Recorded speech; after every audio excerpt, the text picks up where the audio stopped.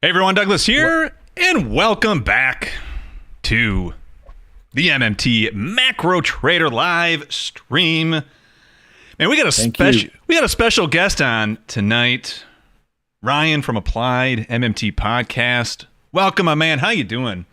I'm feeling pretty good. Given all the victory laps we've all been taking, especially after today's CPI print and stuff, I figured a little celebratory beverage would be in order. So hell yeah! Cheers, hell yeah. guys! Crack it open, hell yeah!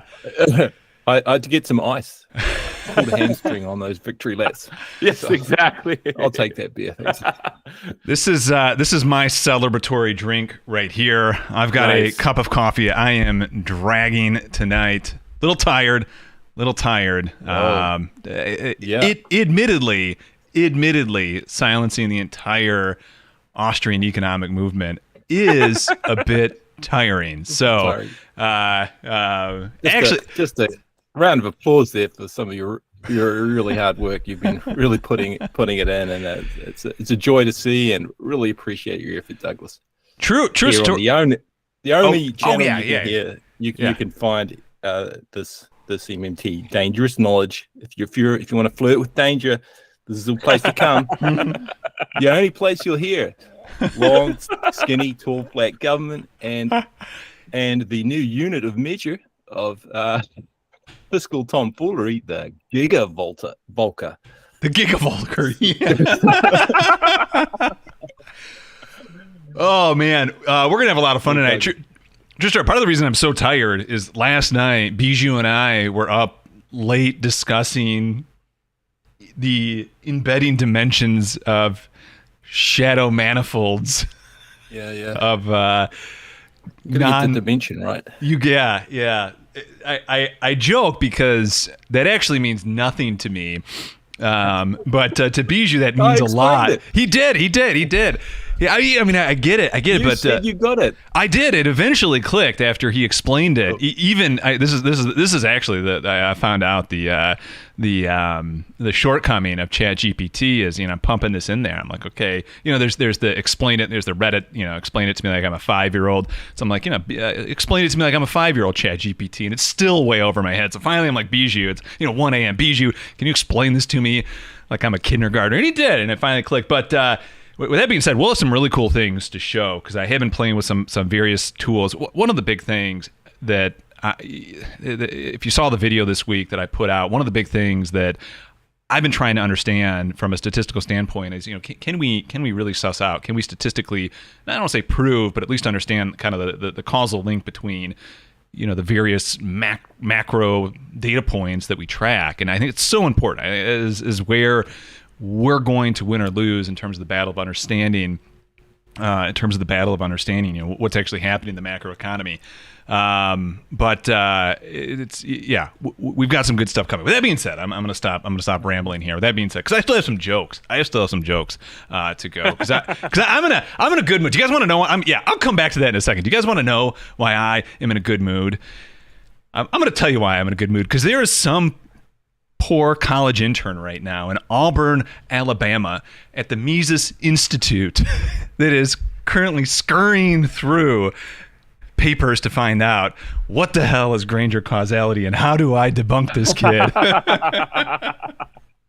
Because Bob Murphy's not going to do it himself. He'll have some intern absolutely get on it. But that's why I'm happy. Because that poor kid is absolutely wasting his time right now. And if you are that poor kid and you're watching, make sure you say hi in the chat, like, subscribe, hit that notification bell. I'll teach you the way, my friend. I'll teach you the way. But we've had a great week this week, and I wanted to bring Ryan on. We'll get into this. We can certainly kind of just chit-chat here out of the gate for a while. In fact, I think I might have to step away for just a second, so it might be Bijou and Ryan go for just a second here. But one of the reasons I wanted to bring Ryan on, get this out of the gate here, Ryan and I have been kind of chit-chatting, and one of the things, admittedly, that I've never attempted, I've wanted to, it's just not something that I have much of an expertise on. But one of the things that I've always kind of been interested in, people have asked me, hey, can you get me individual names, right? Can I, are there stocks that do well under certain macro conditions. How can I figure out specific names to invest in? And that's never been a game I've wanted to, or that I've played. My strategy has always just been, hey, I think the S&P, there's a good probability S&P is going to go up.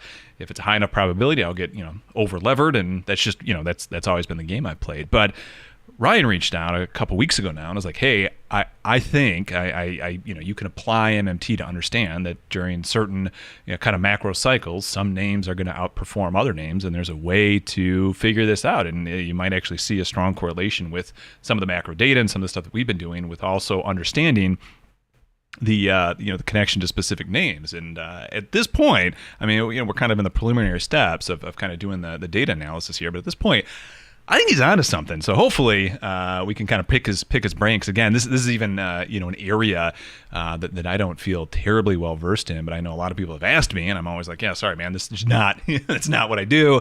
But we might get some insights tonight. So that's why Ryan's here. But like I said, we're going to kick things off by just kind of chit chatting. We'll let people get on into the chat. If you are in the chat, make sure you say hi. If you're here, hit that like button, all that good stuff. And give me 1 second, guys. I'm gonna roll through all the names here, and then I got to step away real quick, and I'll let you two guys kind of chit chat it out. But Michael, welcome, my man. Thanks for dropping in. Bob Murphy tonight is here. Oh my God, that looks more like Jesus. But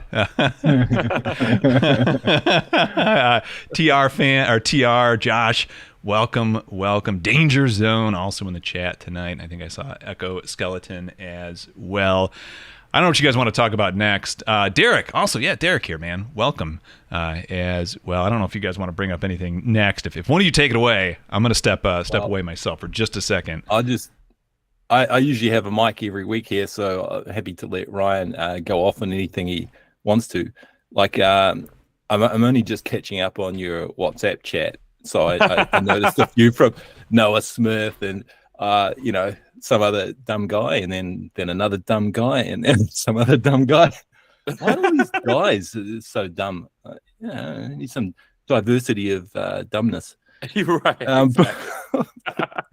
But I don't know if you wanted to make a comment on that. But I was going in reverse order. So the last thing I saw, because basically. After getting chores done in the morning, I'm sort of only just woken up here. But I saw you've got something about a soft landing. I don't know if you wanted to comment on that. You can take your pick on. I think that was you Adam. Want to go off on. I think that was Adam. Oh, it was Adam. Okay. Yeah. Let's see. That was Smith or anyone. What was your highlight? I guess on. There are so many highlights. Where to start? Pick one and choose. Doesn't matter which. Okay. We got 3 hours. Yeah, we got 3 hours. I'm back though. I'm back. What are the highlights? What are the highlights? Oh, we're just trying to figure them out. The highlights of what? There's though? So many. The highlights of what? There's guys. So much has happened the last couple of days. Like some of these Twitter beefs, like that Dunbar guy so this morning, what's that guy's name? He's the one with the big following that I tweeted at, and he was basically saying hey, it looks like inflation's getting embedded, and it's because of labor costs going up, and I was like, he shared some contract for some service that he had. That is raising prices by 5%. And so I replied to him. I was like, doesn't this have anything to do with the fact that the policy rate is currently 5%, and the term structure of prices, the 1 year yield on treasuries is around 5%, because that's where the current policy rate is. So might that have something to do with it? And he said, well, why would it not be labor? And I said, well, because labor isn't a price monopolist, right? The government and its agents, including the Federal Reserve, obviously, is a price setter. And so that didn't get a response, I guess. But that was one. Bob Elliott was the guy's name. Bob Elliott, yes. Yeah. Yes. Yeah. Who's like a real guy. I'm pretty sure. Yeah. No, I think he's like ex-Bridgewater. He's like a real guy. But yeah, so that was definitely, getting some engagement there was definitely a highlight. What else? There are so many good ones. Later on with Dunbar, I'll have to say you could do a deep dive with that Dunbar stuff, because oh my gosh, I think I could play a useful devil's advocate for that. I mean, probably not perfect, but if you wanted to later on, like, just go over that whole thread, because the way I see it is like he's got this ability to make things sound sort of reasonable. He just says, well, yes. Don't you know how to read a graph? And it's like, it's quite something for someone just coming along like an MMT activist to read that, and they're going to be quite confused, because right. Although Douglas's response are good, it's like you can't exactly explain the stupidity in a tweet so well. So it'd be quite good to go over that if we have time later. But yeah, go ahead, Ryan. Well, I mean, the thing about with that guy, and to everyone listening at home, this is some Twitter troll guy, but to Bijou's point, he comes across with responses that, sound reasonably intelligent, and so you kind of feel inclined to address it, because if anyone else sees it and they're like, you didn't respond to this, you don't have a response for this, well, then that kind of hurts your credibility, right? So, I'm trying to be vigilant about putting down these arguments, and if something is reasonably intelligent, like giving it the time of day to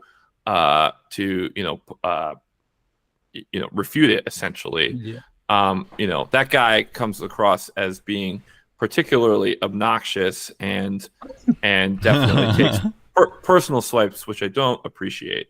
But that's neither here nor there. But in terms of some of the arguments he was making, I mean, Douglas, first of all, your work was incredible.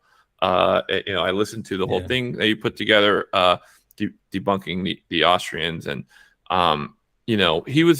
Dunbar was making this point about every time that bank credit, so total bank credit, has contracted, it's been during a recession. Right, over the last 40 years, and that's not, or not. I guess, Douglas, you are a stickler about saying, well, on a year-on-year basis, that's not correct, which is true. This guy's point was basically like, okay, well, there was at least a temporary, if brief, dip in bank credit, and that's only happened during recession. So, that should tell you something. Which, first of all, I mean, I know we've talked about Taleb a decent amount on our little WhatsApp group, but this is just classic fooled by randomness, right? It's just correlate. I mean, people that claim to be intelligent economists all the time will say, "Oh, well, correlation is not causation," and then proceed to violate that rule in perpetuity. It's ridiculous. Daily basis. Yeah. Right. And I think one of my points to that guy was like, well, first of all, you're kind of his argument is somewhat tautological. Did I say that right? It's a tautology. Yeah.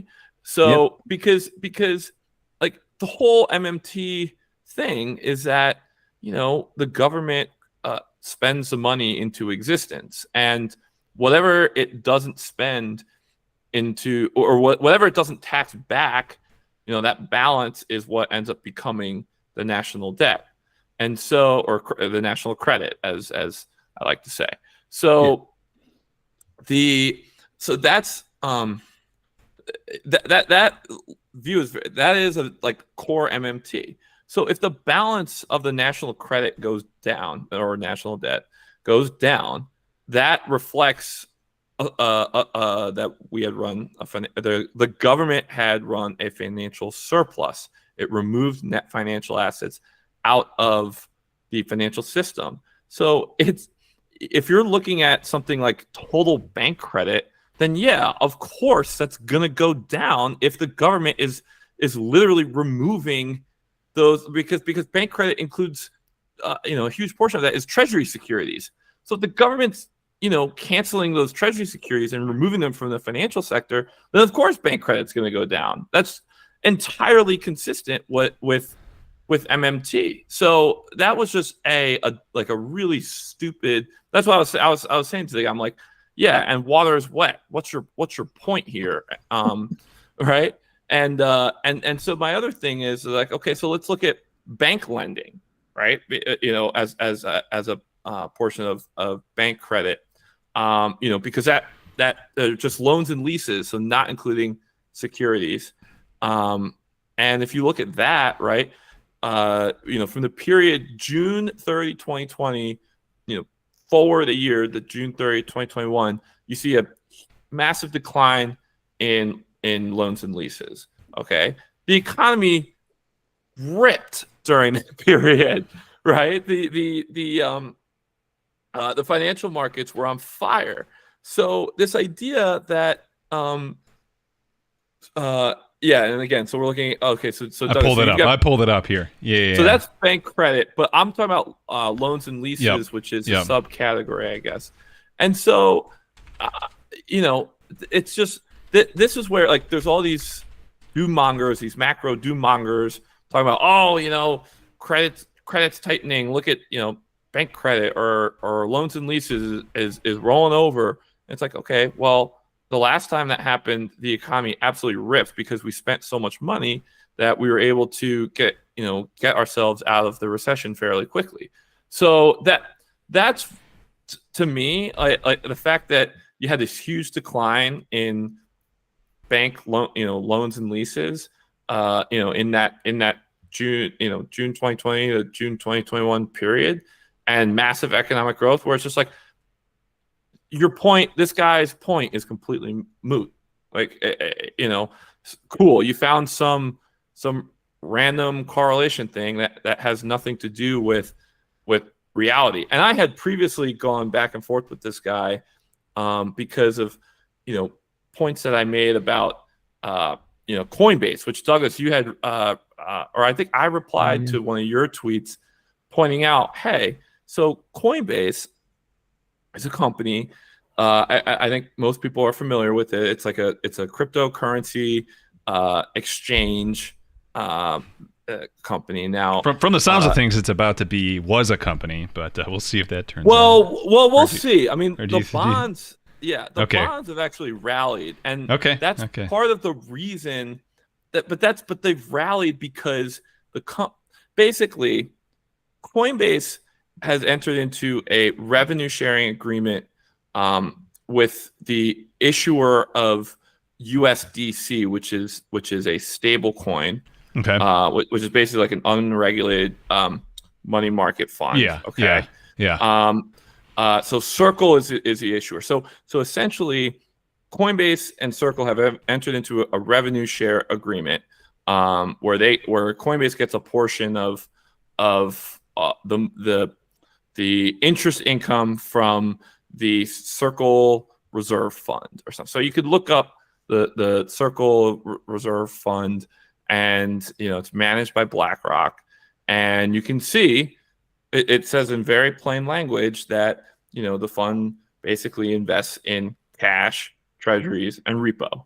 Okay, so essentially, if you look at Coinbase's their latest earnings presentation, right, first quarter 2023 results, okay, they show massive growth in their what's called their adjusted EBITDA number. So EBITDA stands for earnings for interest, taxes, depreciation, amortization. It's basically a proxy for cash flow. You take the earnings, the net income, you add back items, a few items, and that kind of gives you an approximation of how much cash they generated during the period. Basically, Coinbase grew their EBITDA by a ton year on year. And the reason they did, and this came despite the fact that their core business, which is revenues generated from transactions, right? They basically like make commissions off of trades. That business has collapsed. That the revenues were down from that segment, that core segment, were down 63% year on year. That's wild. that comes after a year ago they were down 67%. So it's just like completely collapsed. Their actual business, right? But they're sitting on this massive pile of cash, and they have this revenue share agreement for this even bigger pile of cash that was in the first quarter of 2022, they had revenue of like 20 million, and in this latest quarter they had like 270 million or something like that. So basically what's happening is that interest income, which they really, in my opinion, should not include in their EBITDA, in their adjusted EBITDA calculation, but that's neither here nor there. It's very misleading for them to report it this way. But that basically makes up almost their entire adjusted EBITDA number for the first quarter. So that is where the cash flow is coming from, that they're then using. And then they reported that they did this private transaction with one of their bondholders where they actually used their cash on hand to buy back their bonds at a deep discount to par value. And that is actually like usually a very, very bullish sign for any company. If they're in the market buying back their bonds at a discount, that means that they're very comfortable with their liquidity position. They're probably not going to file because they can get people can get sued for fraudulent conveyance and all sorts of stuff. Okay, that's interesting. Yeah. So that's one of the like a classic. It's like, yeah, companies buying back bonds, good sign.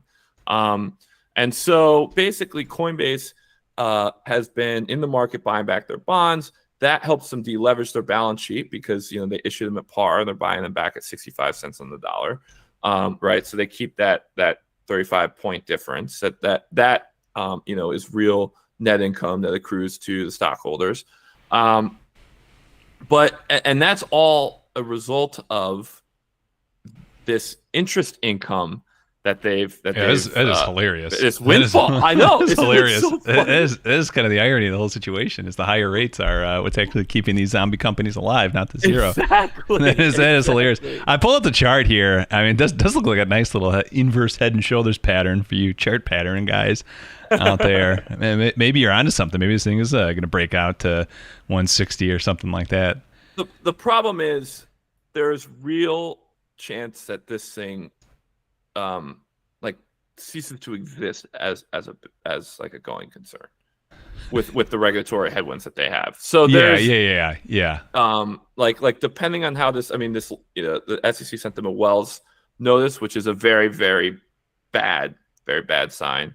And if you read through, there's a lawsuit against them and stuff, and they're being accused of securities fraud, operating as like a unregistered broker dealer, selling unregistered securities, basically big no-nos. And so they're in for a long legal battle, and I think the government has a fairly compelling case. So buyer beware. And by the way, nothing that we talk about tonight is investment advice. But I just want to say too, like, so this guy, this troll on Twitter, we were going back and forth, and he just kept coming back at me saying, well, their business is imploding and it was doing great when rates were at zero. So you're wrong. Yeah. It's like, I'm just like, it's the same thing. It's this, it's fooled by randomness.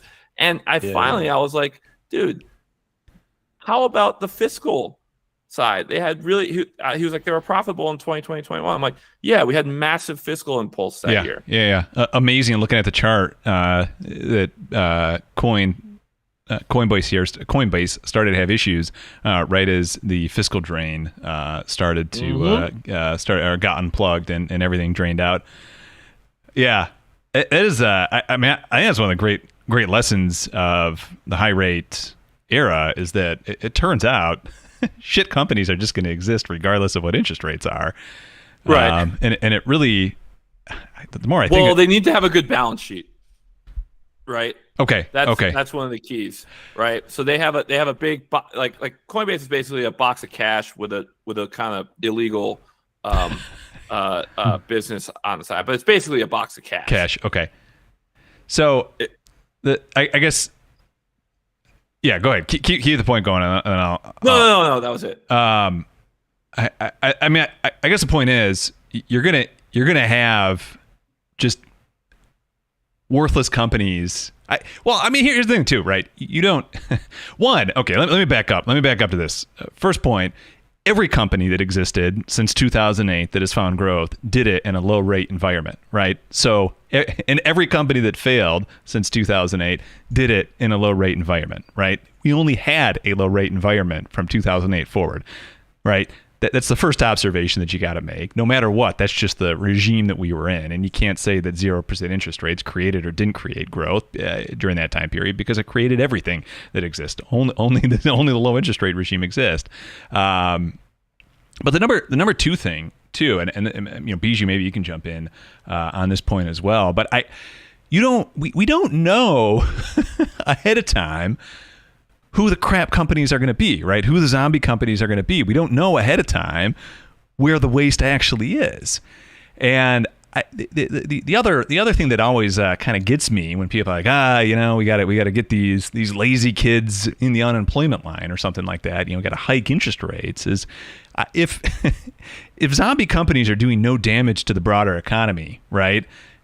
At least these people aren't on the unemployment line. I mean, maybe that would be better, but at least maybe something hypothetically productive could be coming out of what's happening there. So I'm always like, well, why are we rooting for massive unemployment? Why is that what we want? And why do we think if we do get massive unemployment that somehow we're going to get better productivity out the other end? I know that's what the Austrians would say is actually going to happen, but those are my thoughts. Just kind of connecting. I'm pretty sure the Austrians would argue that our military should be profitable. Oh wow! I mean, do that by piracy. Yeah, I mean, we could start invading every nation. But the Austrians, their brains are so twisted in this weird dimension. I think that's actually like a reasonable, right? Because it's like, okay, otherwise, this is a money losing enterprise. It's like, well, yeah, it's putting resources. Right. Yeah, it's like failed research. Yeah, whatever they call it. They're not digging enough gold from the ground for us. Right. It's like where the money comes from. Right. Story. Yeah. I want similar with unemployment. It's like you unemploy someone, they're now desperate for work, so they'll do it. They'll do some work for someone for whoever's. It's just complete ignorance of what creates unemployment in the first place, and so it's like a bit of a neo-Darwinian perspective. But yeah, just to echo Douglas there, those two different but great points. On the first one, it's kind of I couldn't get the name for it when I was chatting with you earlier, but it's like survivorship bias or path dependence when you ignore what could have been, right, on another path on the low rate environment. Yeah, and if you ignore that, so another thing that came that I picked that up from my statistics lecturing and also Nassim Taleb as well. He's quite good. I was about to say that's very Talebian. Yeah. So those are good points. Amazing. Going back to Douglas here, to talk about the post financial crisis kind of growth period. What I think is so important. I mean, I had this 0% rates thing jammed down my throat the entire time, like almost my entire professional career, right? Yeah. Is people just talking about the zero rates, and everything I read, even from not even just like guys peddling macro doom newsletters. Yeah, like real guys have been hammering on this for over a decade. And when I first learned about MMT, it just completely changed everything about how I think about that post financial crisis period. Yep. Because we essentially, it was not because of rates. There's no channel, and I think I talked about this during one of our podcast episodes. Like, there's no channel that that connects these crazy valuation VC darling unicorns, right? With bank lending. They're all equity finance, so it's not like these, they had like accounts at the Fed or anything like that. So to me, I'm like, where's the money actually coming from? Like, where? Yeah. What is the actual source of funds here? And when you understand that we essentially had this constant fiscal impulse. Now, I would argue that the fiscal wasn't enough. Post 2008. Yeah, I agree. Yeah, it was not enough, and it wasn't targeted well. But we did have it, and because of that, there was this constant stream of money flowing into the financial market. So the way I kind of think about it is like, okay, you turn on the faucet, the money flows in, and then it's the institutional structure that are the pipes, and they kind of determine where the dollars actually end up flowing to. And so I just pulled this up. So if you guys had to take a guess, here, let me look up. So the market cap of Uber, right now, according to Google, is $90 billion. What do you think Uber's accumulated deficit balances in their stockholder equity account? So essentially, how much cumulative money have they lost since their founding in like 2009? Oh, I wouldn't have the slightest clue. Any guess, Bijou? About double that? Well, no. 32 billion. So the stockholders of Uber. Eugenio came pretty darn close, man. Nice job. Oh, really? Yeah. Nice job. $32 billion that essentially, and they're, they've never put up a profitable year ever.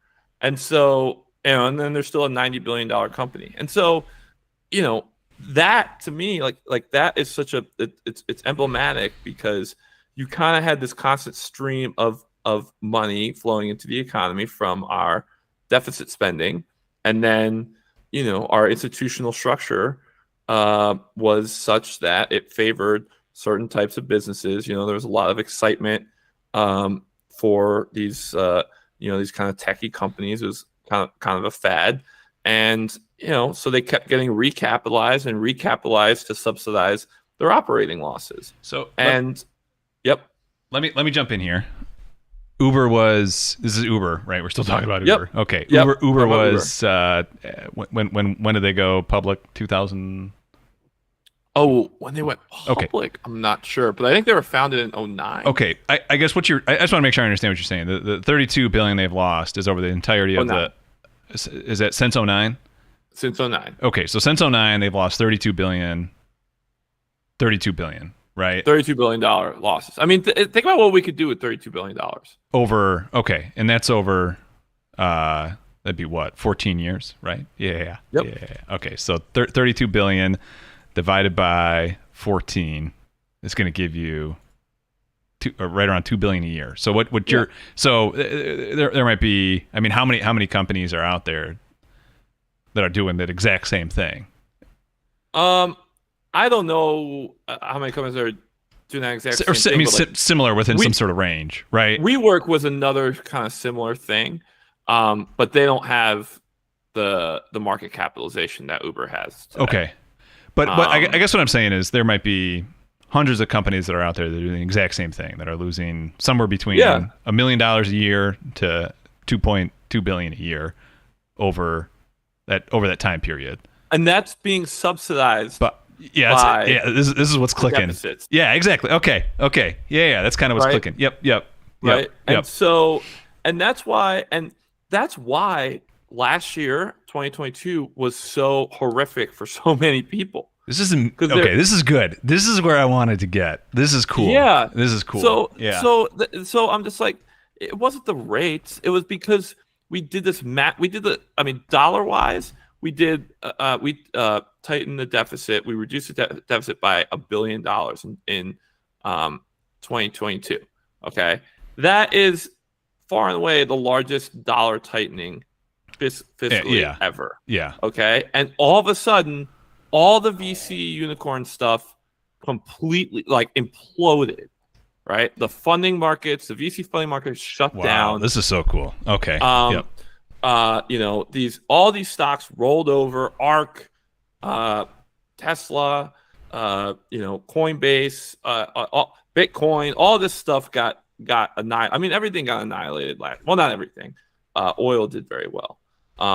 And a couple other things that we were in that did well. But aside from that, like all that so-called bubbly stuff that everyone was lamenting, everyone in the investor community was getting steamrolled shorting this stuff, and they were like, I don't understand why it keeps going. Keeps going up. And part of my philosophy especially when it comes, so I do some shorting.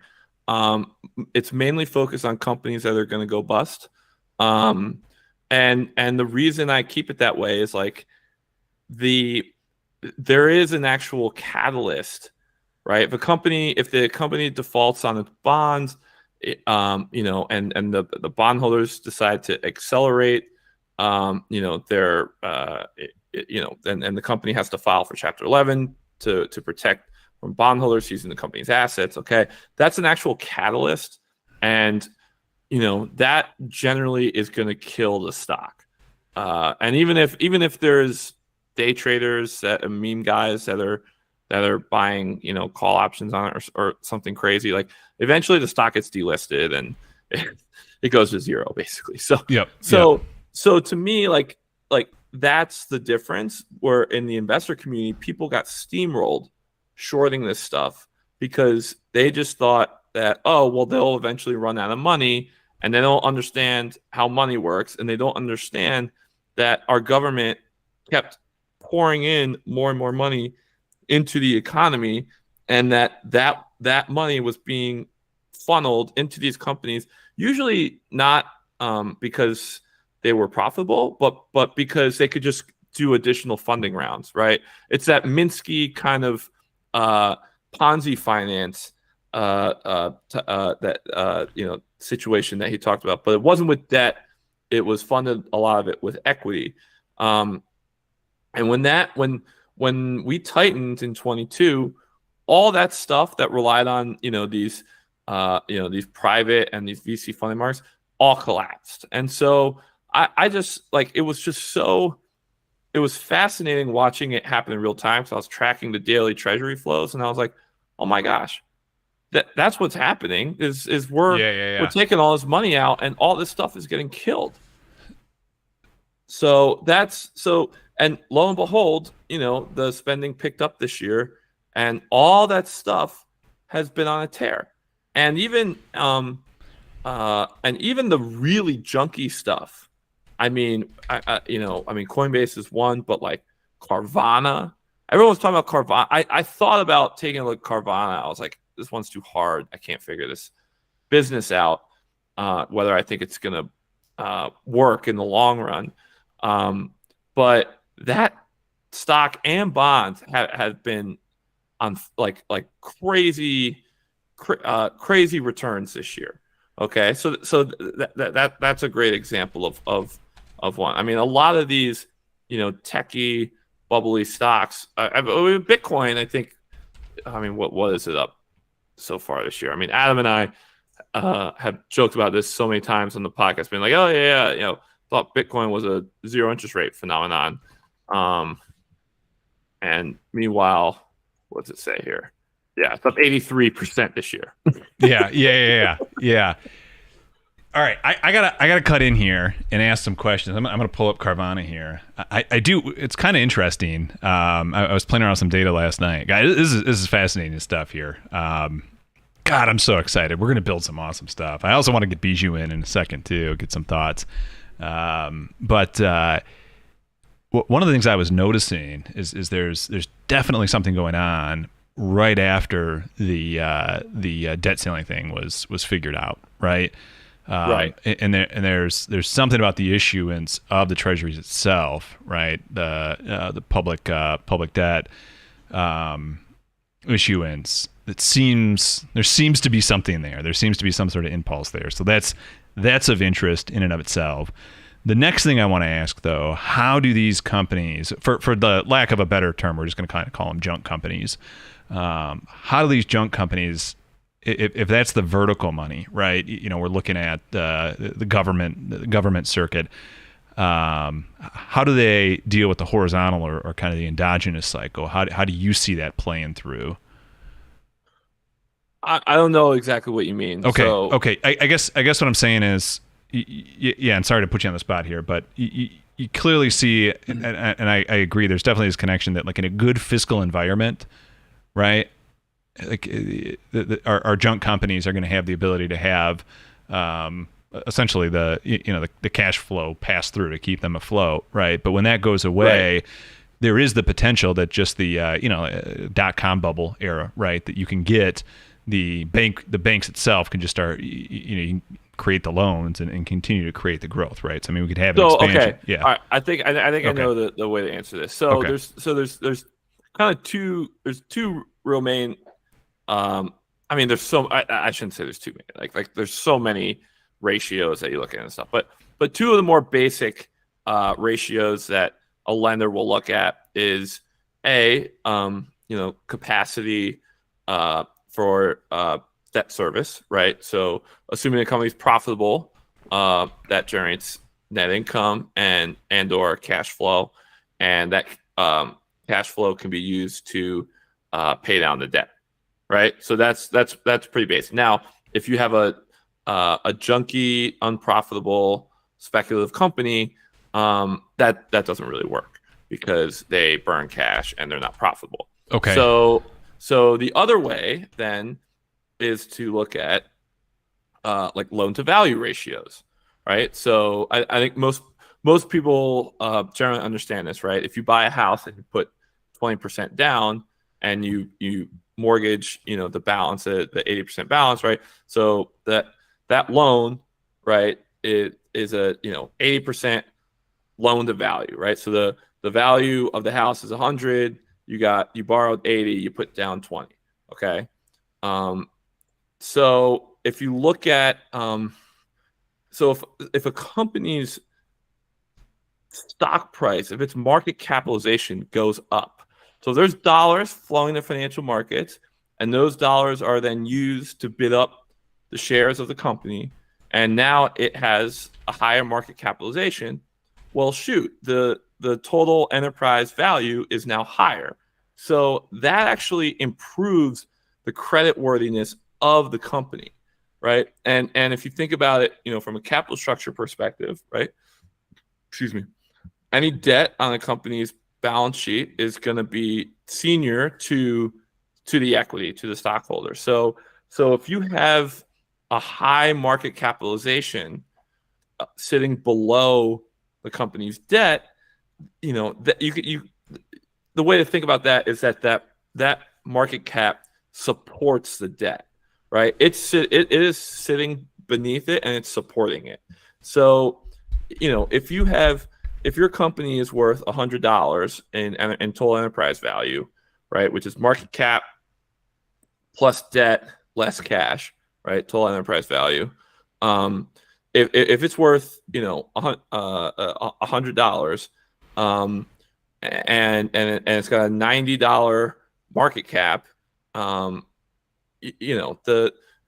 you're lending to it, that $10 balance, that's a fairly safe.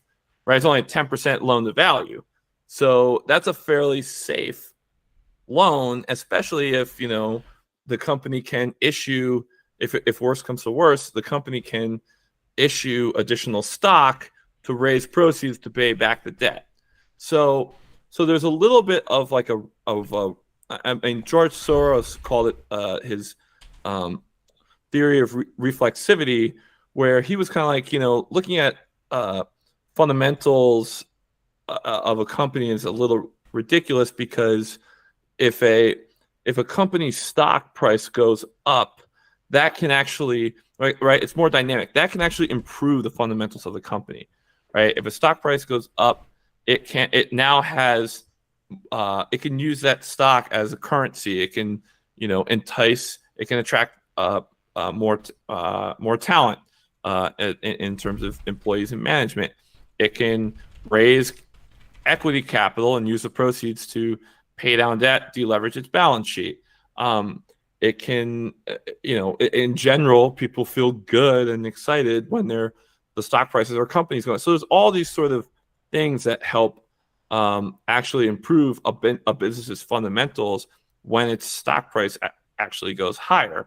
So when you think about, and again, like thinking about like a Coinbase situation, part of the reason that the bonds have rallied so much is because the stock has rallied so much, and the stock has rallied so much because they've gotten this cash windfall from this the interest income, and they use that to buy back bonds and deleverage their balance sheet. So then the bonds get bid up, and then sometimes, a lot of times actually, like hedge funds that own the bonds might be short a stock to hedge their risk. So it's a little bit of a capital structure arbitrage. So then, the bonds go up, and that forces hedge funds to cover their stock shorts. And all of a sudden, like, you get like a short squeeze, and then the bonds go up even higher. And it's like this kind of feedback loop, self-fulfilling prophecy type of thing. So that's just, so I think, I hope that's helpful in terms of thinking about, like, you look at like loan to value. How much is this business worth? How much am I lending to it relative to how much it's worth? Okay. Yeah. So, I mean, what I'm hearing you say is that the the junkier a company is, the less likely it's going to get any benefit from like a 2000 a 90s 2000 credit expansion. What distinguished the 90s 2000 credit expansion? Was it because it was all private? Yeah. I mean, we were in a massive fiscal surplus during that time frame. I don't know. I don't know if that's necessarily true. Okay. I think any sort of environment where, like, you're experiencing massive credit growth, whether it's private credit growth or from public spending, I think junkier companies will tend to outperform because they start from a lower base. Okay. So it's really it's really the risk for the junkier company when you get both contractions at the same time, which is exactly what we got in 2020. Oh yeah. Yes. I see what you're saying. Yes. Okay. Yes. Okay. Because if your cost of funds goes up, right, then you can't raise. If a company's debt is trading at a 20% yield, the bond market won't refinance it. Yeah. Right? You're shut out from the capital markets. So think about that, right? You've got debt coming due, and your bonds yield 20%. They're basically saying, the market's basically saying that you're gonna have to file, and these bonds are now being priced for a potential recovery value post filing, right? Because you can't refinance, at 20%. So that's something to think about, is that, in a deteriorating credit environment, if the bonds are going down in value, then the stock, right, theoretically with any sort of corporate valuation, bondholders get made whole and then stocks have any sort of residual value left over. So if the bonds are imploding, then there's very likely not going to be any value left over for any equity holders. Okay. But in a credit, expansion environment, that flips. Yeah. Where the bonds rally and all of a sudden, the stock can like really, really take off. Yes. Yeah. All right. I think that helps explain that. My biggest hang up, which was the 90s .com boom that we had. Yeah, man, that is fascinating stuff. Let's see.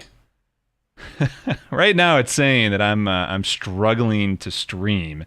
I'm getting an error. Sorry guys if you're seeing some your end. I don't know if you guys can still hear me, correct? Yeah, I can hear you. Okay. Good. All right. Well, I don't know what's going on with the stream. Sorry if you guys are having issues right now. Hopefully we get that back in order. Dude, that was fascinating, man. That was really cool. I'm gonna hit play on my phone and see if I'm able to see my own stream. I apologize, man. This is really goes live. The internet should just work out fine. Yeah, it's saying that there's no data. Hopefully this ends up getting uploaded and you guys can catch back up on the stream. God, this is frustrating. Okay. Yeah, the stream is cutting in and out for the past 3 or so minutes, Doug. Yeah. Damn. I probably went on for too long. No, Bijou, if you want to jump in here, I'm gonna figure out what's going on. You figure that out then. All right then. Yeah. It's just fascinating listening to Ryan and get some of those insights. It's a lot of stuff that I don't really look into or worry about too much. But one thing I always think about whenever I hear you guys talk about financial sector and that is that when you think about it, and this may come back to Douglas's good point that he was making about floating exchange rate environments and so forth. I'm not sure it's exactly related, but maybe you could comment. Is that the whole financial sector is kind of in one sense it's parasitic, but on the other hand it's this huge absorbing barrier that you can throw a lot of fiscal at it, and stuff will move within that sector, and you'll get you can get startups, you can get vaporware, and you can get all sorts of crazy activity going on if it's not regulated. So if you're not regulating it, in a sense, what you do is, okay, this is just me hypothesizing. You can think about this, right? So what in my head I'm thinking, these are like black holes where you can put a lot of money in. I mean, not a black hole in the sense that money disappears, but you can do massive fiscal, and it's a real question to me. When that happens, it's like you're actually in a way shielding other prices, just normal consumer spending prices from any inflation, from all of that sort of money going in. And so it's sort of big as the quantity theory of money people who just say, oh, if government does a lot of fiscal, it's going to cause inflation, direct cause. Whereas in fact, what you've got is that in the economic structure of the United States and many other countries, you've got these big absorbers that just take money in and they do all this sort of crazy activity, throwing money around, circulating it around, right? Investing in a lot of stuff that's going to fail, but then someone else is going to win, out of those, whoever's taking the arbitrage, whoever's doing the shorts and so forth. And so although I think it's a bit tragic because it's a terrible waste of human endeavor, it is this sort of phenomenon that I'm sort of just slowly becoming aware of, and I wonder what your thoughts were on that. I mean, I don't want to emphasize it too much because it's just an idea of how to understand what why why when in the USA, at least, the interest rate almost is the inflation rate, because it's really only looking at forward prices, and the interest income is there to support the that term structure of prices, or the need to repay the loans is being supported because you're getting the interest income to support, and all this other stuff that's going on is not going to have a big effect on the general price level, I reckon. But all sorts of other assets could go wild, and you just get a whole lot of speculative sort of frenzy type of activity. Anyway, that's one thing. Just wanted to hear your thoughts on that kind of idea. And related would be well, I'll get back to related later, which was Douglas's video on the Austrian school stuff. So Bijou, I think that's a really good point, and this kind of goes back to, I mean, Adam and I always kind of laugh because we're just like, yeah, everything's just the institutional structure, right? Which I think is a Mosler term, but yeah, let me back up for a sec. There are very few people who are worth listening to that go on CNBC. One of them who actually is worth listening to is Jim Chanos. And he's kind of known for being a kind of a cynic. He runs a short fund and also like a market neutral fund. He is known for shorting companies and being very, very good at doing that, and has put up very, very, very good numbers over a long period doing that, and kind of sniffing out these kind of fraudulent. I mean, he semi-fraudulent. Found the Enron fraud. And he has termed our current this current paradigm as the golden age of fraud. Right. And that sounds about right. And again, there's this part of the investor community, the financial capitalist community, that completely agrees with that, and that is entirely frustrated with how, I mean, David Einhorn wrote, about, and I had said this myself, like there's talk about, there was this, whole activist movement behind it that was, in my opinion, ill branded, that was, about defunding the police. And I understand that there was that, it was really more so about like, okay, let's find other ways to rehabilitate people, not. And it was just, in my opinion, terrible political branding. And it got, and so, but we really have been defunding white collar police for the last 20 years, if not 40, 50 years in this country. I read this book a little while ago called Big Dirty Money. Highly recommend. It kind of talks about this issue. If you look at, I mean, one of the things with the Biden administration, right? They beefed up the IRS. I mean, the IRS had been getting cut. It had a 30% lower workforce, compared to 20 years ago. The SEC, same thing, completely under-resourced. So people, so you have this sort of political economy problem of like, on the one hand, people complain about the lack of buy the story that the markets have perfect information and perfect power to do something about it. Right. They don't have the power to do something about it. It doesn't matter that you're some hotshot hedge fund guy. You're going to get steamrolled because there's no actual enforcement mechanism that's going to actually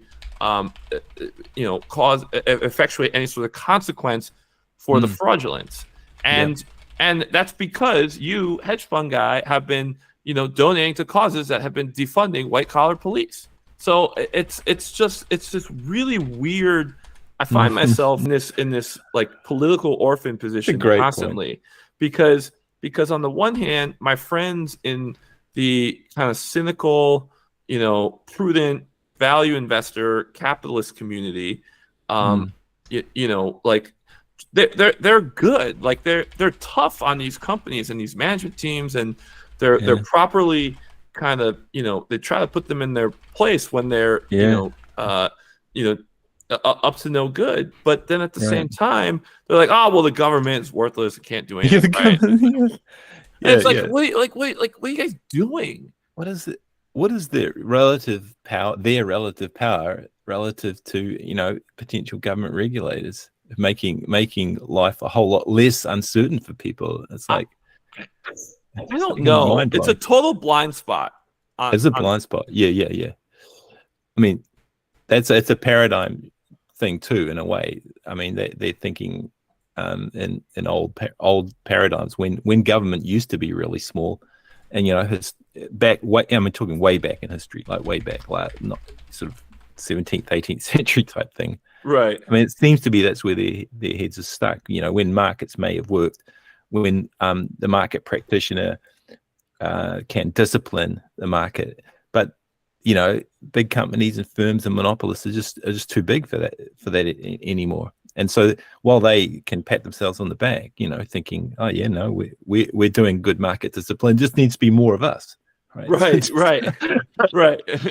need more of us. We don't need more of the actual enforcement officers. We need more of us, because we've got the intellectual brain power to, force this thing, to its rightful place in the capital markets. And it's like, no, dude, that's not how it works. And I've, people complain to me, they're like, I used to short frauds and it used to work. It's like, yeah. And then they defunded the white collar police and it doesn't work anymore. Yeah. That's a great point, man. Defunding the white collar police to people, the sort of lefty libertarian activists sort of even think about that. I don't know. It doesn't, I don't think you're the first person I've kind of really, clicked and heard that from, but it's so obvious. It's like what, no, you want to fund those white collar police. You want to give Bill Black a little bit of an army. Right. It's funny. Yeah, exactly. I actually read, I've read a few books on like the nuts and bolts of accounting. And there's one book called Financial Shenanigans where it really goes into like forensic accounting and how you can spot fraud. And it's fascinating. It almost made me want to remember the name of that one? Yeah, it's called Financial Shenanigans.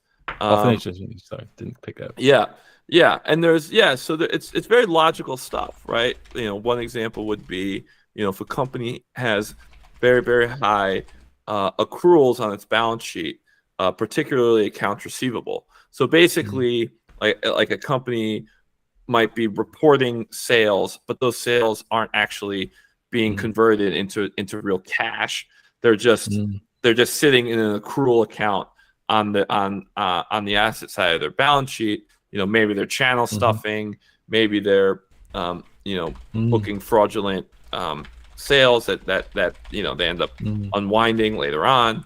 So that's one example of like a red flag to look out for. So I read that and I was kind of like, that would be kind of a fun job, is to be it's like you're a detective, right? You're like Sherlock Holmes. Sure. Sniffing this fraud out. That's so cool you say that. That's exactly what my father sort of loved to do. He was very is that right? He was very working class, poor family, like first of his generation to really do high school. And they didn't have enough money to go to university. We're gonna Oh, we're dropping again. No. Oh, no. Oh.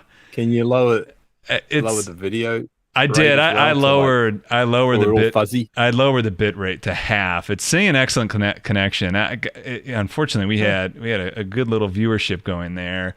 And we're dropping in and out. I just did, we're dropping in and out. So I jumped to the backup that was called the YouTube's backup server, and we're having issues there. So this it'll still record. It'll still thoroughly record sucks. for replay later. Yeah, there are. It's it is dropping in and out though completely. So I mean, we're losing. I know there's like a buffer that OBS has. So I hope. In fact, that's exactly what I'm seeing every time it comes back. It is popping back for replay. So yeah, if you guys are watching this live, hopefully I was able to do the refresh fast enough. So it will only keep. In fact, I think it will keep just one file when it's all said and done for the video on demand. And I guess at this point we're just gonna have to let it be what it is because I have no control what's going on. Anyway, it's a shame. Yeah, it is. Yeah. It is a shame, man. This kind of sucks. Okay, it's looking moderately stable. We had a lot to talk about today. We did. We haven't even got onto your epic. Yeah.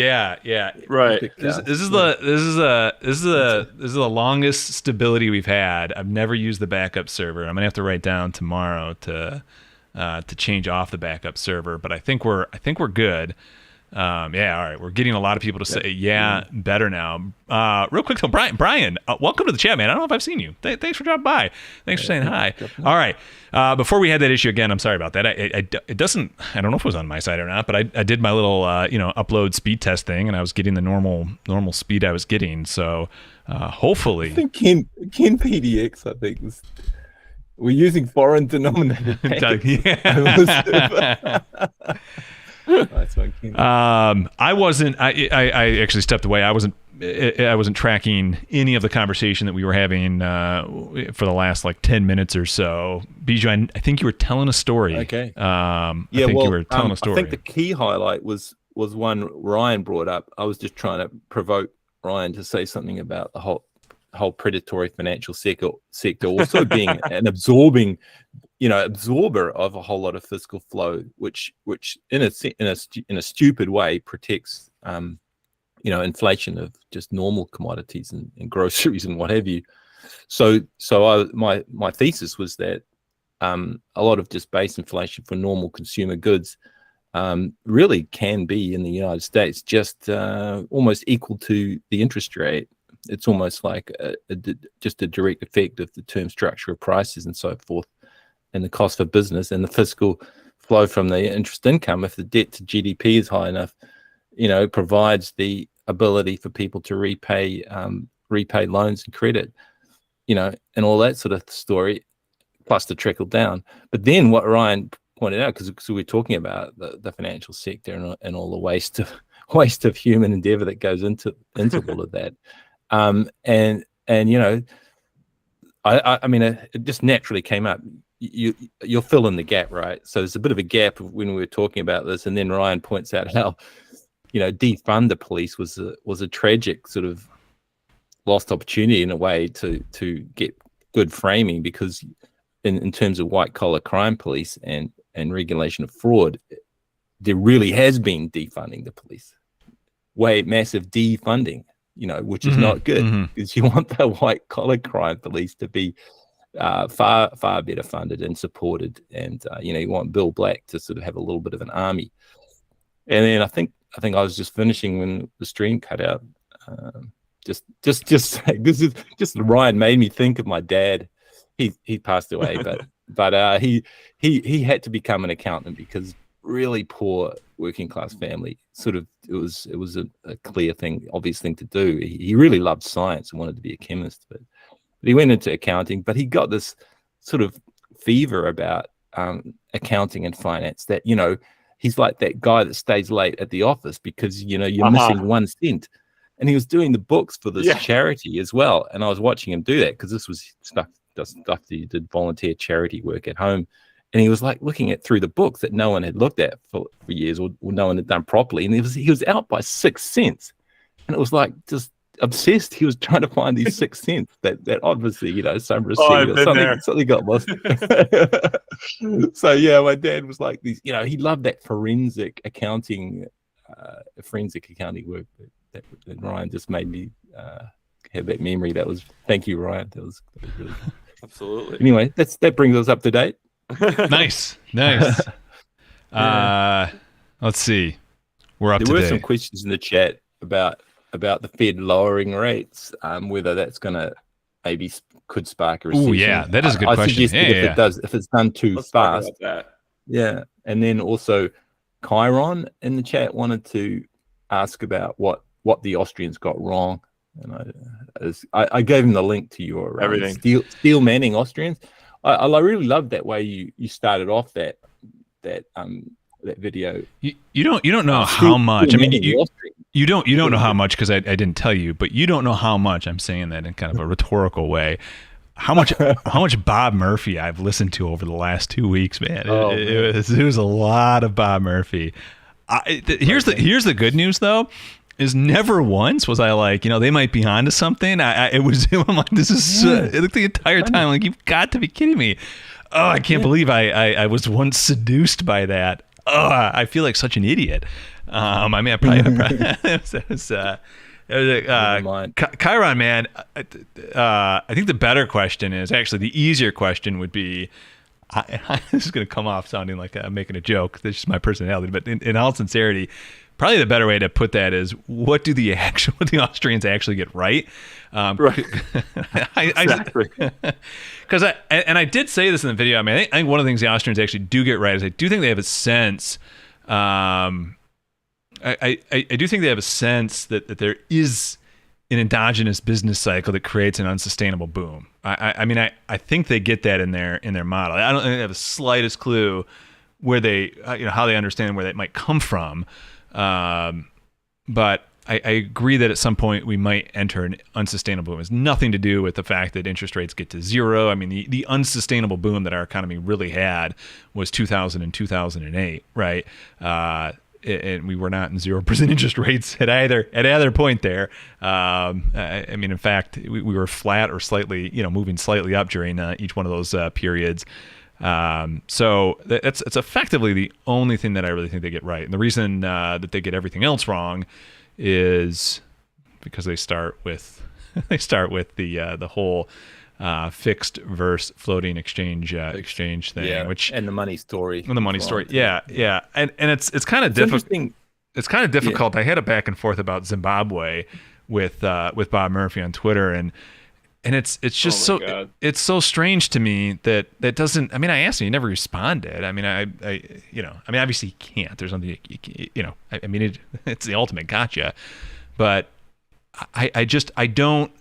It frustrates me that every economic school does this. They never just look out at the data, make empirical observations, and run some damn tests on it. That's just, I mean, I know they do. In fact, I mean, this is kind of the crazy thing. Next time we have Warren Mosler on, I got to ask him, because I'm like, I have to imagine the sort of statistical stuff that we're doing with Granger cause, with convergent cross mapping, right? I mean, that sort of stuff to see if we can come up with any leading indicators. I got to imagine the Federal Reserve people are doing that, right? I mean, they've got the budget to do that, and it sees to me that Mosler's indicated they've attempted to try and do that to kind of say, this is what we figured out. If we raise interest rates within 6 to 18 months, that's the window lag, and we found this causal link, and the correlation is high enough, and the p-value is low enough. We got it right.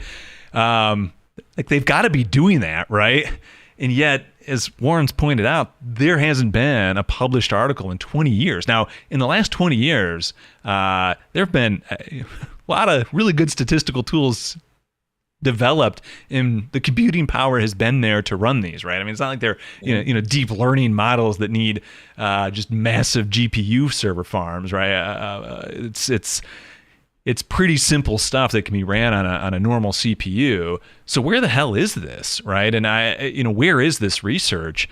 That's what I want to know. And I think I think the reason they get it all wrong is they're just never willing to truly start from a floating exchange rate. Which I'll make this the final point too. I've never actually, because I don't like to read, but I've never actually read through Warren Mosler's 1998 work. I'm forgetting the name of it. 1998. Soft currency. Soft currency. Is that what it is? Soft currency economics. With him and who else? Who was the other guy on the book?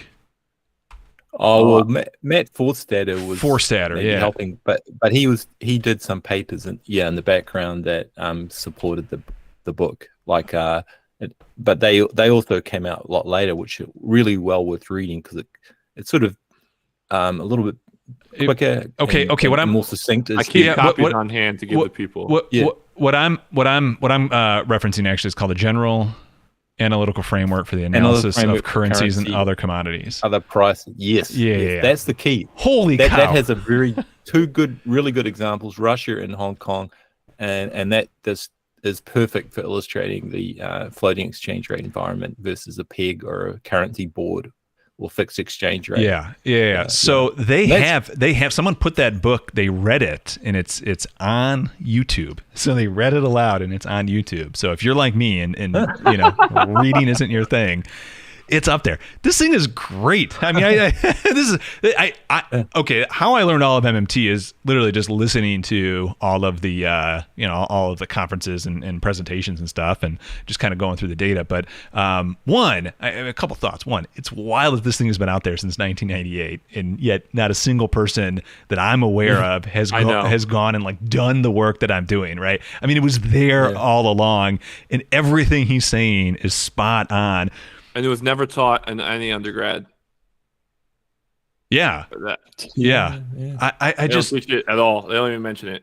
And it's like he says, it's a lot simpler when you got the currency monopoly. It's a lot simpler to analyze. You get the source of the price level, which the Austrians don't understand. But at every point of this thing, you can go. I mean, the only thing you can't empirically prove is something like that. What really drives the currency is the tax, right? I mean, that has to be a point of logic that you just start off with, right? I can't think of maybe there's some data that you could kind of look at and say, okay, it's the tax that are driving this thing. But after that, I mean, everything that they talk about, every step that you take through the process, you can go look at the data and just run the statistics and see if there's a causal link there. I mean, either one, we're just doing it all wrong, and this isn't how you're supposed to be doing it. And I know that's what the Illinois PhD guy would tell us, or this is exactly what you're supposed to be doing, and they're doing it with their models and their framework, and they're coming up empty, right? So You never know, though. I mean, people need to get a job in economics, working at a central bank or wherever, and they need to keep their job. They need to keep churning out all this stuff. Right. But there's hope. I mean, I really, it was good that Adam has a friend, right, at the Fed somewhere, and I had to look at that guy. I look up his CV and a bit of his work, and he's got all the intellectual tools and capacity to do all that analysis. But what does he actually have to do to keep his nice job at the Fed? That's the question. Anyway, but there's some good observations in the chat. I don't know if you've seen them, Douglas. But I got made some good points about Austrians criticizing mainstream econometrics and stuff like that, which I think it's good too. But still, if it's bad, why don't you do it right? Sort of thing. That's what I want to hear back from Bob, man. I mean, I want to hear that stuff. Real quick, Michael, my question, I've noticed you have both a personal channel and this ABCs of MMT. Oh, you guys can't see this. It's not up on the screen. Is the ABCs of MMT yours as well? That's Michael's, yeah. Both of them are. Oh, nice. Okay, dude, I'm so sorry. I didn't. All right. Yeah. This is great. Oh, Michael. This is great for people like me. Yeah. Ebooks for Douglas. Yeah. I can finally learn what I'm actually doing. The excellent public service that the Susie's doing there. What was I gonna say? Okay, nice. All right. Yeah. Great job. Okay, then the final question. You are reading that, or did you get someone else to read it? That's my final question. There really was a natural rate of interest in that. I think Michael's reading those himself. Okay. Nice. All right. He started off his own little sort of branch of activism because he split from Real Progressives a while back. Well, Michael, if that is the case, then you've been the joke about me listening to macro stuff while I lift. That was on the home gym. That was playing on the home gym while I was lifting today, man. It was it was getting me so pumped. I'm like, endogenous money. horizontal money. Oh yeah, let's go. So Jack in my veins. yeah. You know what's amazing about that debate with Moser and Bob Murphy, and everything I've heard about Bob Murphy is that the guy is a total gentleman and you know an all around good guy. Unless he gets poked by the Norminator. There was a little bit of a testy thing about it. They were so wild at the end of that. They were so wild. It was funny. It was funny. Because Bob was gentlemanly in the debate at wherever it was, Cornell or something. But offline or on his podcast, he really took a swing at Norm. No, he was he. Oh, yeah. Because Norm, I don't know. off in his own podcast. Yeah. The Norminator went off, man. It was really weird. Yeah. It was really weird. Yeah, it was great. What I love about that interview, and Douglas, I feel like you probably had a similar reaction to it as I did because I remember when you told us the first time you listened to it, you were just sort of you were like so taken aback. You were at the gym and you're like, whoa, what is this guy talking about? And I just remember, so the moderator starts off and he just right off the bat, he's just like, okay, so tell me what your policy proposals are for crisis that we face. And Mosler, he's just like bang. Yeah. So crisp. Like cut the payroll taxes. I forget exactly what he said. It's something to do with healthcare, or I think government guarantees up to like $5,000 healthcare or something. I forget exactly what it was. And bonds, yeah, right. And it was just like, maybe it's because we're kind of cut from the same cloth a little bit, like as finance guys. It's like, when someone asks you a question, you answer what they ask you. It's like no BS, just bang, like a businessman does. Yeah. And I just remember, then they're like, okay, so Bob Murphy, what about you? And he's like, well, I'm a believer in Austrian economics, and as an Austrian, I believe that blah blah. And it's just like, what? Like, dude, like, stop with this pontification. I don't care about what Austrian. Like you're clearly being super evasive right now, and I don't know if it's like you don't have policy proposals or you came generally unprepared. Let the market sort out the policy proposals. Right. Well, let the market sort it out. Yeah, it's someone else's problem. Yeah. Right. Is essentially what it comes down. As long as we go back to gold, it'll be. Like, I'm not. Problem. Right. I'm not supposed to say anything useful. I'm just supposed to kind of, throw my morals and values on the table without MMT is wrong. Right. It's just, and so that to me like really stuck out where I'm like, wow, this Mosler guy he's like an animal. He's just like bang. And this other guy is like just pontificating about God knows what. Yeah. Although one of my highlights in the debate was way later on. I talked about this quite a few weeks ago with Douglas. There's a guy who comes in and asks a question about just the government coming in and distorting prices. And Warren gives this beautiful response to it that I think went over the top of everyone's heads. And it was basically, he's basically saying, well, the government is a monopoly. Has a monopoly on currency, but what he did is he said he sort of just paused for a moment and said, "Well, I don't really know how to say this. What can I say?" It was kind of like you could see in Warren's mind it was so obvious, but he didn't know how to make it more obvious.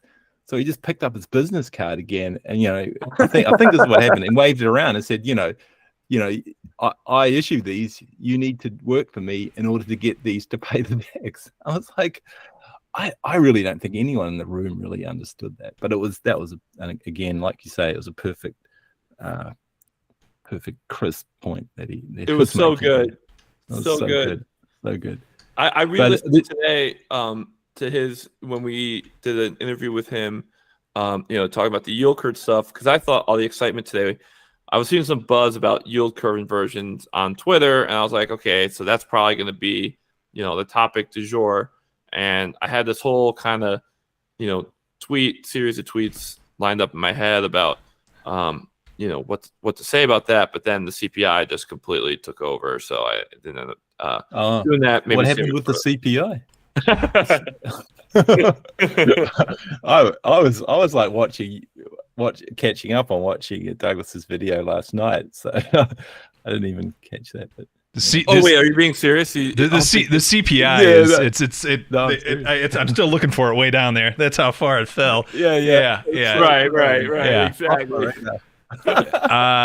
Really, to both of our surprise, I hate to kind of derail the current trend, but really to both of our, we were talking about this, to both of our surprise. I mean, it came in very, very low today, far lower than expected. Amazing. I think kind of surprising everybody, which then sent stocks absolutely flying higher, which is no surprise to either of us. But very low CPI today, which we'll talk about. We'll get back. I do want to get to that point about what the implications are of the lower CPI and kind of how to think about that. But I want you to be able to finish your point, Ryan, about God, it's escaping me. Oh, about the yield curve. Yeah, yield curve stuff. Yeah. Well, it was for like, I asked him like, so, can you explain what the yield curve inversion means? And so I was like, I don't really trade treasuries or rates or anything like that. And he said, look, you've got people coming, you got buyers and sellers, you've got money, that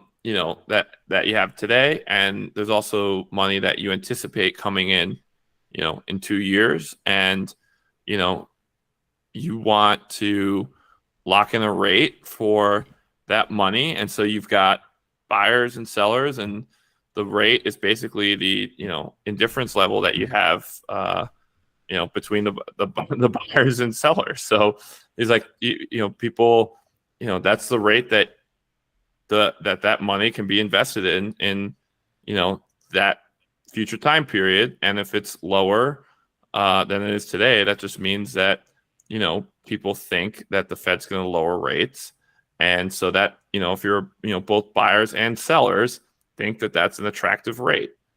And I was just like, thinking about that. I'm just like, that's just so simple. It's just buyers and sellers coming together at a market, and right. Each of them agree upon the price, and that's it. And so I think it's really the government setting the price level, because they're agreeing on the price based on what they think the policy will be, which explains Japan. And explains the fact that the policy isn't so coherent in the United States. It also explains yield curve inversion in the United States. Right, and that's something that I really took my licks early last year, because I was kind of looking at, and I said this in our chat. I was looking at we had consecutive quarters of negative GDP. In 2022. Yeah. And I was, because of the fiscal drag, I was like, I think there's a very, very high likelihood of us having a recession. Yep. And generally speaking, 2 straight quarters of negative GDP has historically been associated with recessions. It wasn't that time around. But if you think about it, right, like being long the duration, the long bond has historically been a good trade if you think that a recession's coming, because historically, if a recession's coming, the Fed lowers rates. Yep. But because we had this energy shock and we had these lingering supply chain issues that were causing, some cyclical inflation, the Fed went the totally opposite direction of what one would expect. And so what that taught me was, it doesn't matter. There is nothing mechanical about any of this. It's literally what people think the Fed's going to do in the future, and that's what determines the prices on treasuries. And so that really clarified things. Which kind of, Douglas, going back to the piece you put together yesterday or 2 days ago, or when did you do that? I forget. So do I. No. Yeah. But because they're a obsessed over this yield curve inversion thing, which is hilarious to me because I don't think Bob Murphy has traded a bond in any sort of institutional capacity in his life. But that aside, they're obsessed with this yield curve inversion, and it's literally all it means is that there's a rate today, and the market thinks the Fed's going to lower rates in the future, and that's all that it is. Now, to the extent that is predictive in some way, shape, or form, at least my take is that if the market is expecting the Fed, first of all, the market usually gets that right, and Mosler said that. They're forecasting it, and usually they're right. It's usually right. They're forecasting that the Fed is going to cut rates. Okay, so that's usually right. So if the market's right in this sense, and the Fed ends up cutting rates, that does cut off a huge chunk of the interest income, that the government pays out to the private sector. So in that scenario, like that can actually weaken private sector balance sheets and contribute and or cause a recession, because it's like, okay, if they're right, then there's less income. It's basically just looking at from a pure fiscal lens. Fiscal is going to drop because the interest income is going to drop, and that could lead to a recession. And so I think that's the MMT consistent kind of way of looking at it, at least in my mind. When you think about it, it's pretty wild too, because if you do have it, big onset of a recession, the Austrian response will be, well, you've got to stop government spending, so that the private sector can, quote unquote, recover. Which was quite ironically, they would hate the fact that they're going to drop rates to zero artificially. Ironically, you're actually cutting government spending by dropping the rates to zero. That is couple points. I too, you can go back to 20. I don't know. It could have been quite a few years ago now, maybe 2 years ago. I don't know. I think it was post-COVID, but I had a video on TLT. You can find it on YouTube. If any of my detractors want to find it, you can get a big, Doug, you got it wrong. I didn't think the Fed would actually do what they did. I really just thought they had to know that if they jack interest rates higher, that wouldn't bring down inflation if that was the one thing that they were looking, to do, right? So I really didn't think they believed their own, their own policy and their own kind of toolkit, but they did. So I too was just completely wrong that we would be here. I didn't think there was ever a way that the Fed would reproduce Volcker. I'm glad they did. I'm glad they did, because we could be in one hell of a recession right now. I mean, we really could be. Obviously, I wish we were not in a regressive, high rate environment trickle down, but still, it could have been a lot. I also wish worse. Russia hadn't invaded Ukraine. Yeah. The other thing too, that's to Bob Murphy's credit, the one thing that's worth realizing, and again, I think this is what he's really trying to emphasize, the whole yield curve inversion, is that it happened multiple times before anyone was aware of it, right? So it was a phenomenon that was happening that was a predictive phenomenon of a recession, in that it had a few cycles where no one realized it until the 70s or 80s. Then all of a sudden people started realizing it, and then from the 90s on, it was a well-known thing that was apparently predicting recessions. But I think part of what I was trying to do in that video, and not to say it's a purely mechanical thing, but I actually do think there's kind of a mechanical element. Not that it has to be, but I do think what's happening is that the Fed is the king. They don't, and simultaneously they don't realize they are the king, and they've abdicated their rule to the private sector, right? So, right? Because they look out. I mean, they don't realize they're the monopoly price setter of interest rates. I mean, obviously they realize they set the they set the Fed funds. I know they get that, but they don't understand that what they're really doing is setting the entire term structure of the yield curve. And then they also then just look out at the market, right? They're not they're not like, hey, we've got this, we've got our one stupid tool, right? And we know if we jack this thing up that we can do specific things. They then look out and essentially say, hey, market, what do you want us to do? Right? I mean, it's effectively how this effectively how this thing works. So to a certain extent, it is mechanical, because you can look at. If you look at growth, so that'd be just, you can use like the S&P as an example of that. I know it's not a great capture of growth, but let's just use that. If you look at the S&P, if you look at unemployment, and if you look at just a reading of inflation or something like oil, that's something very highly sensitive to inflation, rates are going to follow those three things, right? And it was just, what's interesting is in this instance, what they were really tracking more than anything else was inflation and unemployment, were kind of the two things that they were most concerned about. And like, again, lo and behold, they just they didn't know what they were doing, got it backwards, and ended up adding the additional interest income that the private sector desperately needed in this moment. So I do think there is a bit of a mechanical bent to it. It's just the Fed chose not to do what kind of they'd done in the past, because in reality they should have put interest rates to zero in April of 2022, as opposed to starting to do the rate hike thing, given where the fiscal flows were. And I think that's why we're not going to see a recession, unless, and I guess we can get into this discussion now, unless something quite spectacular happens, and maybe that quite spectacular thing is the CPI pushing lower. So maybe the Fed now takes their foot off the gas. I see a lot of people on Twitter saying no, they're not going to. But I guess there's now a possibility that wasn't there. Possibility of it. Yeah. I think that they have the political cover to do it. I have no read on whether they think where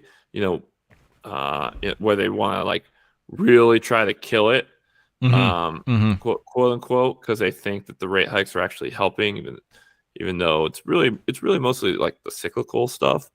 That's the inflation that's rolled over. Like core is up around 5%.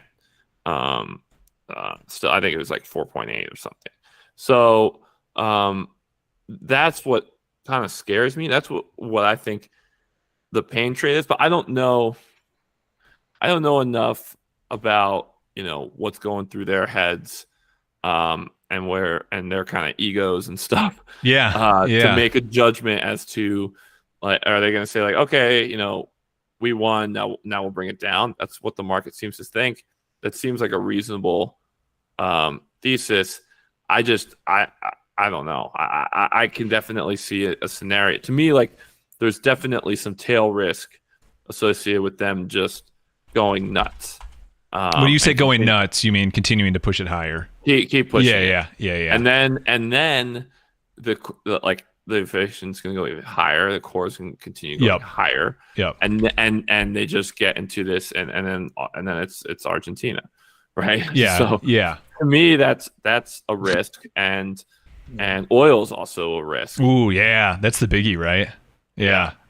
So, I also, Douglas, I did want to point out one thing, and I don't know exactly what Bob Murphy said about the history of the yield curve and stuff, but trading trading treasuries has not always been a thing. Oh, interesting. Okay. Yeah. So all right. So I'm on Treasury Direct right now. History of U.S. Treasury bonds. In 1963, competitive bidding. And this is what I thought. It was the 60s when first CDs first started. But there was like some sort of the bank lobby or the securities lobby. Basically got some rule changes that allowed tradable CDs and stuff. And then all of a sudden, all hell broke loose. in terms of securities dealers and stuff. So in 1963, competitive bidding by syndicates of securities dealers and banks was introduced for treasury bonds. In 1974, 25-year bonds became a regular feature. And then, however, by 1977, 30-year bonds replaced 25-year bond issues. So I just want to just point that out. That's cool. Yeah. That's helpful. Yeah. And now too, like there's swaps, there's derivatives that all factor into the pricing. So to say that, oh well, historically this was predicted, it's like, well, that completely ignores the institutional and market structures that exist. That's a good. Okay, so it's a bit disingenuous for him to say anything before really the 1960s, 70s had any of the similar dynamics at play. Yes. Yeah. And in the 40s, the Treasury explicitly set the rate. Yeah. Okay.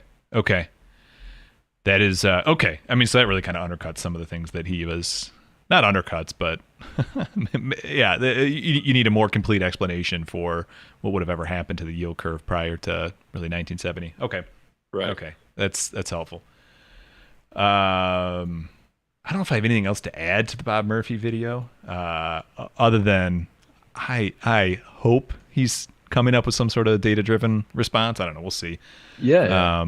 I noticed in the comments he came into the comments. I mean, I presume it's Bob because he's seen. It Bob. is. Yeah. Yeah. And so I did reply a little bit along the lines that Ryan did about the yield curve, and but it was interesting because he was kind of placed a bet. He made some comment about aligning and his prediction for the next quarter, and is it the first quarter of 2024 or something like that? I forget now.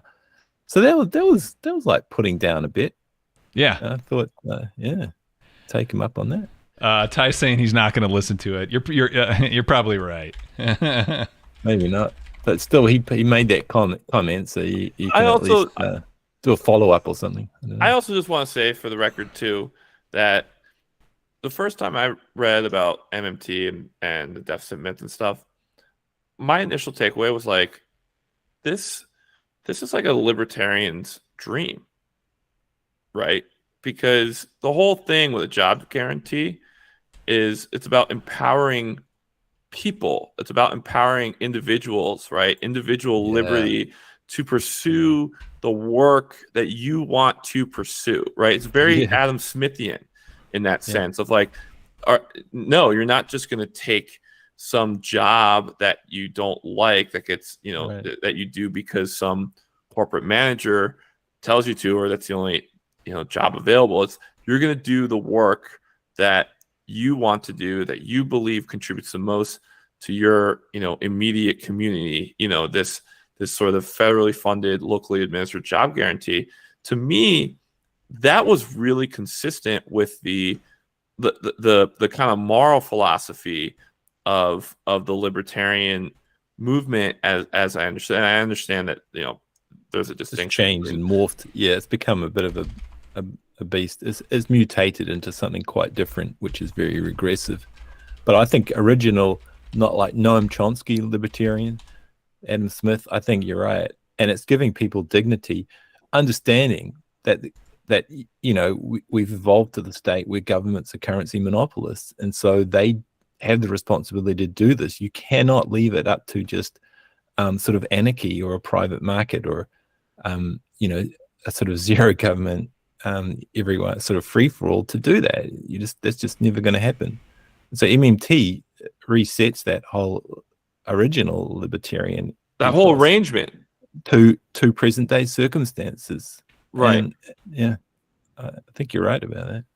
It should be a libertarian dream. It's just that they just had to hate it so much. They want the government away, or they want a UBI or something like that. But to me, it's like, okay, so the government funds it. It's locally administered. To me, that's very in line with philosophies of like, local governance, local communities, like not big government telling you what to do, not large corporations, which are essentially agents of the government telling you what you have to do to to earn a living. It's you doing what you believe is the best use of your time and skills and what can best contribute to your immediate community. That was my takeaway.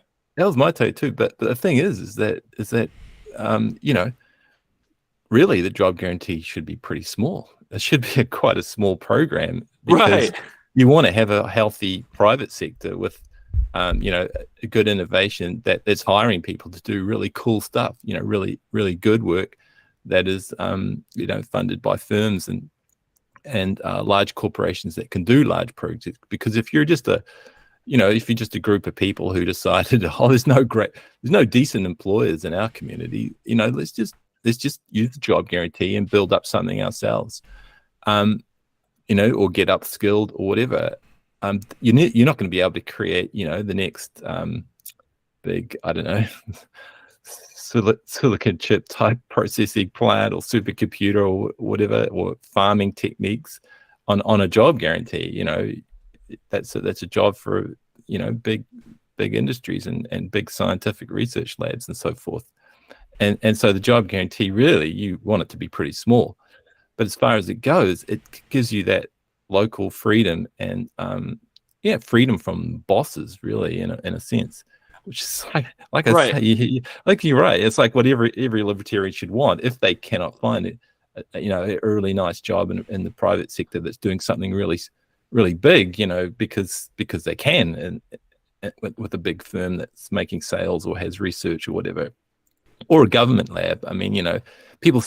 I was watching a live stream the other day with some people debating some silly culture wars stuff, but people in the chat were like, whenever a couple of these people in this conversation mentioned government, they were like, the old canard, what good has government ever done?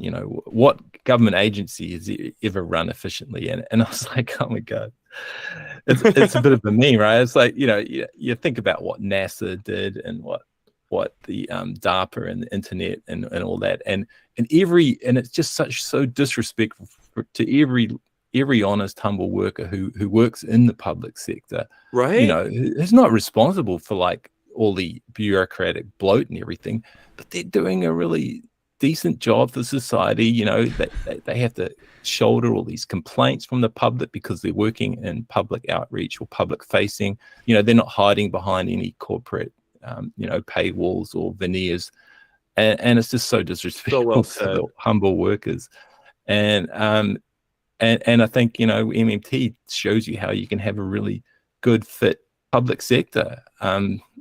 Because you're not beholden to private markets for your public finance, and with the whole MMT mindset, you can just work on reshaping the economy to work for people, like Stephanie Kelton says. So yeah, totally with you there, bro. It's also the public sector that will ensure that you have the right to make the comment that the public sector doesn't do anything of value to begin with. get rid of that. Yeah, there's all those little ways of flipping conversations. Yeah. It's good if you can do it with someone who's willing to entertain you. I do hope I still dream Bob Murphy will come around and engage you. Yeah. It seems so sad, but I think Ty is right that he, to be cynical, to place bets on it, is he's probably not going to engage. But I still dream. I hope so. I dream about Dunbar too. And real econ guy and Enrique. Oh man. Okay, I have an idea for Enrique. By the way, I might end up doing this. Because I got to shut these guys. Some of these guys just got to shut up. Because they do kind of piss me off, and they want me to like audit my trading account, and prove that I'm really beating the market. So I have an idea. Oh wow, that's obnoxious. It is. Let's just say I do that. They're not going to believe my audit, right? Whatever. But here's what I did think about doing, and I might end up doing. I got to craft it in one tweet. But here's my, and Enrique, if you're watching, I might be willing to agree with this. I went online and I found the value of my Twitter account based on whatever stupid metric they use. But my Twitter account was valued at about 20,000, right? Now I gotta imagine my YouTube account's bigger, and certainly has more, engagement, all that sort of stuff. I don't know, maybe not. But let's just say it's also 20,000. So it's $40,000 that both of my platforms have, and that doesn't even include what we get on Patreon, which would be worth obviously a lot more than that, because people are directly paying for that. So, but just those two alone. So here's the deal: if anyone wants to pay to have my stuff audited, I will allow that to happen. And and my claim is that I am outperforming the S&P 500 this year, since I made my claim that 2023 would be better this year. But what you have to do is you have to be willing to put $40,000 in some sort of an agreed upon account. Someone else, some custodian's going to keep that $40,000. And if I'm wrong and I'm lying, what's going to happen? I will shut down both my Twitter and my YouTube account. Right? I'll give the passwords away to whoever wants this. I will shut them down, and then it's done. Right? Now, if I'm right, that $40,000 needs to go to a charity of my choosing. So that is maybe what I'm willing to do to shut these guys up. Is that exactly. I mean, other people have obviously shown their audited trading results, and it means absolutely nothing. But Enrique, if that's a deal you want to take, I'm willing to do it, man. $40,000 to charity. If I'm right, I'll shut down my platform. If I'm wrong, I highly doubt he's willing to take that, because I think he knows that I take my own advice. And when I said in 2022, he's probably not going to watch us here. So he's like, no, quit this and go to Twitter. Yeah, that's kind of what I'm thinking. That's kind of what I'm thinking. I don't know. Maybe I just need to give it up. But it's absolutely obnoxious to be like, show me your audited results. Is that's going to prove anything? That's absurd. So that's going to. I mean, it can be worth putting out little friendly bets like that, and do one with Bob Murphy if you got time too. I know you already do so much work, Douglas, and I so appreciate it. It's incredible how much work you do. But if you do that, I just, obviously economics is a lot more toxic of space than physics, but there are these famous cool little interesting bets that well, Stephen Hawking did one, but the guy who sort of started physics bets was this guy. His name's escaping me now. He's a general relativist. Anyway, one of those. That's perfect response. That's good. Yeah, That's good. Okay. Yeah. Oh my God.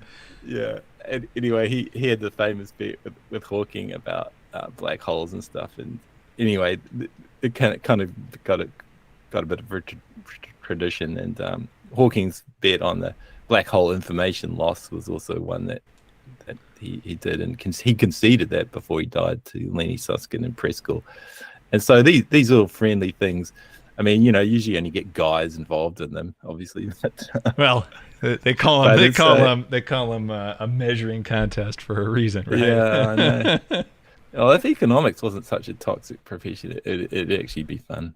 It's really definitely have fun with it. It's really funny too with economics. This is a tweet that sometimes I piss off every single follower, almost every follower I have. But sometimes I want to tweet out too that I think every economist should be forced to invest the entirety of their net worth, actively trade it, right? Otherwise, just shut up and go away. Now you're going full Nassim Taleb here. As you said, yeah. So sometimes I'm just like, nuclear option. No, I'm just like, look, you should be forced to actually have skin in the game if you're going to make some sort of economic. Doesn't sound too libertarian to me. Especially if you're some sort of economic policymaker or something like that. Like, right? You got to have skin in the game, you goofball. And actually be, and I want to leverage too, right? I mean, I don't want you going in some all-weather portfolio, right? Like no. You're not just gonna buy something of everything, right? You have to choose. You have to choose, massively levered positions. Otherwise, your opinion doesn't count. In my opinion, maybe, I don't know. Well, in the rhetorical game, in the chess beating game, it's true. We're talking non-recourse debt. Now I've got to look up what non-recourse debt is. Well, I'm just saying, like, they can't come after you other than the principal that you put up. All that betting stuff is, I don't know. You have to, Douglas could sort that out. Well, think about He's it. Like before the creation of limited liability, for example. I mean, they if you went bust, didn't pay a loan back, they throw you in jail. Yeah. There used to be like debtor's prison and stuff. So, well, I reckon a friendly bet like this is to just do it with monopoly money, friendly money, or do it with the way the physicists do it is they're not actually making the bets with money. It's like a year's subscription to. Okay, I forget what it was, but like I don't know. It's whatever your opponent wanted, like a golfing magazine or something. Or this guy, I just remembered his name, Kip Thorne. He was the general relativist. He wanted. Oh yeah, Kip. The Penthouse or Playboy or something like that. It was kind of a bit cringe. But yeah. God. General relativist. Kip, what a clown, man. Guy was a troll. Anyway, so what else? What else you guys got? What else do we have? I was pretty happy with one little insight that I had and got some good engagement on it, which is that this idea, going to financial plumbing for a moment. So there's all this talk about the liquidity drain, the TGAs building back up and blah blah blah, and it kind of occurred to me, right? And I tweeted about this. So we've had this reverse repo facility that was created by the Fed, and it explicitly and so essentially, as the TGA has been building back up, that facility has been declining sort of in lockstep,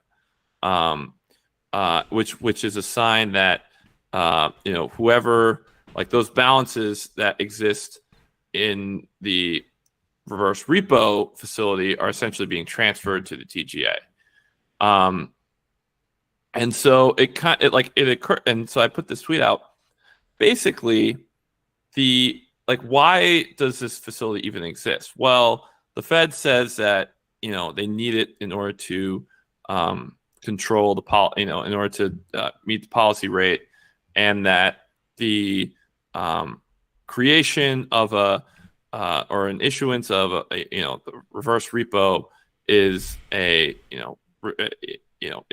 causes a reduction in reserves, right? It's ostensibly a reserve drain, which begs the question: why does the Fed need an alternative reserve drain?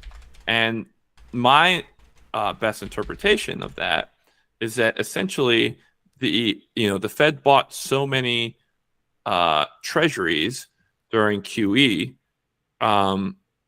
coupled with the fact that we had the debt ceiling, which meant that the Treasury could not issue additional treasuries.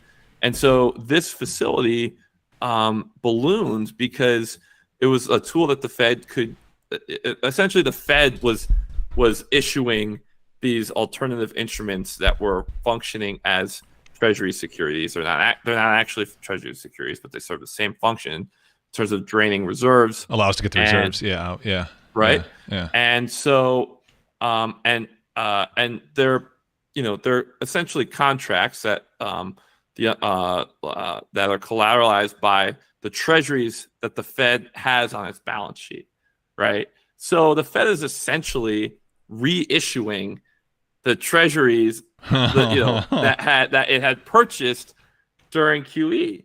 And I think this is such an important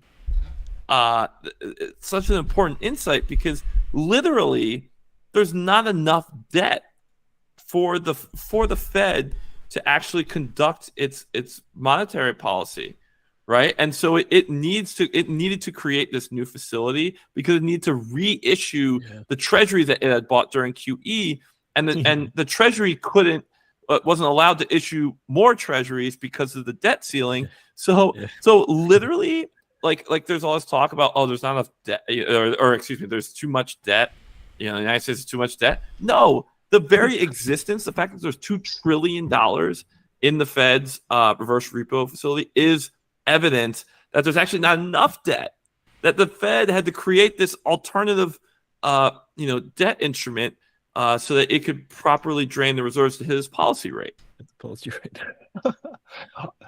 that just makes total sense to me, and I'm just wondering if you ever blogged or tweeted that, it would just be like considered far too nuanced for anyone else to understand. It just seems so obvious. Right? It's so obvious. You just go on the Fed FAQ. It says, this is in so many words. It says this is a reserve drain operation. Yeah, that's all you need to know. Yeah, and weren't the banks themselves having issues with specifically their structure, their balance sheet structure, to remain in regulatory compliance? Wasn't that part of the issue too? In terms of like the leverage coverage ratios, I think with the reserves. I mean, wasn't it? I mean, wasn't that kind of the worry in like early to mid 2021 that they had to shed some of the reserves? Yes. Yeah. Yes. Yeah. Yes, because if they have to hit liquidity coverage ratios, and if there's too many reserves, then the Fed can't set its policy rate. Yeah. So I thought that was kind of a funny. Yeah. Little thing. Now that's coming down, and right. It's being transferred directly because we're seeing this massive. Man, this is one of the things I gotta push into this a little bit more, but I mean, this is just me just literally eyeballing it from two separate charts that I didn't even have time to overlap, but it does preliminarily look like massive impulses. There've been a handful of them, of particularly debt issuances, and I'm looking at this from the daily Treasury statement, seem to correlate and this is me just looking at specifically like IWN versus SPY, seem to correlate with a pop in that ratio. So I'm sure of it. Yeah. I mean, that is one of the things. Again, how great. I've got so many junk stocks in my long book, and that book's up like 20% since they raised the debt ceiling and started issuing treasuries again. Whoa, hold on a second. Oh, that's really wild. Okay, keep going. Screen cutting out again? No. It says you retracted a message, but I'm only seeing it on one of the screens, not both of them. Oh yeah. Okay. I put a smiley face at the end of it, and it deleted the actual. Oh, that's really weird. Okay. Weird. Okay. Sorry. All right, guys. Yeah. Back on target. Back on target. Yeah. Sorry about that. No. I was just like, there was just all this talk about this ridiculous liquidity drain thesis that's just completely wrong, and I was like. Douglas, when you and I kind of talked offline the other day, I was explaining my whole thesis, which is that in these these expansionary periods, right, similar to April 2020, where you have the Treasury is the Treasury has to spend a lot of money, and it doesn't have it doesn't have it because it never has. The government doesn't have. Government neither has nor doesn't have money at any given time. So in order to refill or in order to build up its TGA balance, the reserves have to get created first, and so that in my opinion, adds this sort of financial stimulus impulse into the markets, and so that's why I was saying, and at that point in time, that's when you wanted to buy the junkiest. Yeah. Most leveraged, highest beta stuff. Yeah. Because that's the stuff that they got killed the most during the the big kind of credit contraction, the March 2020 kind of crisis. They got the most killed. They were the cheapest, and now you got this impulse, and so that's the stuff that you want to own. Yep. If you're just doing it for a trade. during these big kind of, credit impulse periods. And my thesis was that we were, perhaps not the same magnitude, but that we were going to see something similar as the Treasury, rebuilds its cash balance and issues additional, securities into the market that is accommodated for by the Fed, kind of, adding net financial assets. And so that's going to stimulate the markets, and the junkiest stuff is going to actually perform the best. And I think that's been largely true to date. I think you're right. Wow. Okay, I'm seeing something in chat that I was brought up specifically in the podcast with Steve Keen. This is really piquing my interest. I'm gonna have to listen to this now. I did see Steve tweet out. Do you guys care if I change direction here? I actually have. I got a couple of things. One thing, Ty, if you're in the chat, before I leave the interest rate thing, I have to know if I understand the math that Steve Keen is bringing up, and I think he has a presentation that he gave somewhere in Africa. Maybe I'm wrong. Maybe it was Middle East, but I thought it was Africa. I thought it was an African nation, and they were talking about, and I think he gives a very succinct math explanation of what's causing the growth to stall out, even though you're getting additional growth in what he calls credit. My understanding is if the turnover rate of the existing money stock in the system slows sufficiently, that is enough. So, I mean, all things being equal, that variable enough. And again, I'm talking about the turnover of the existing money stock in the system, that variable in and of itself can cause a slowdown to occur, purely on assuming we're on a purely endogenous cycle. And Bijou, maybe you can answer this too. Am I right about that and the way the math ends up working out? Do you have the slightest clue what I'm talking about? All right. I was talking to Ryan Orr in the chat. All right. Sorry. I thought you were talking to Ty, not me. Well, yeah. I mean, I was hoping you were listening as well. Yeah, kind of vaguely. Say it again. All right. Go on. So Steve Keen. I'm gonna look it up as I kind of talk it out loud. Right. One of the insights of Steve Keen that at least I understood to be the case. Oh, I did. I found it. Hold on a second. Hopefully Steve doesn't demonetize me by pulling up his video here.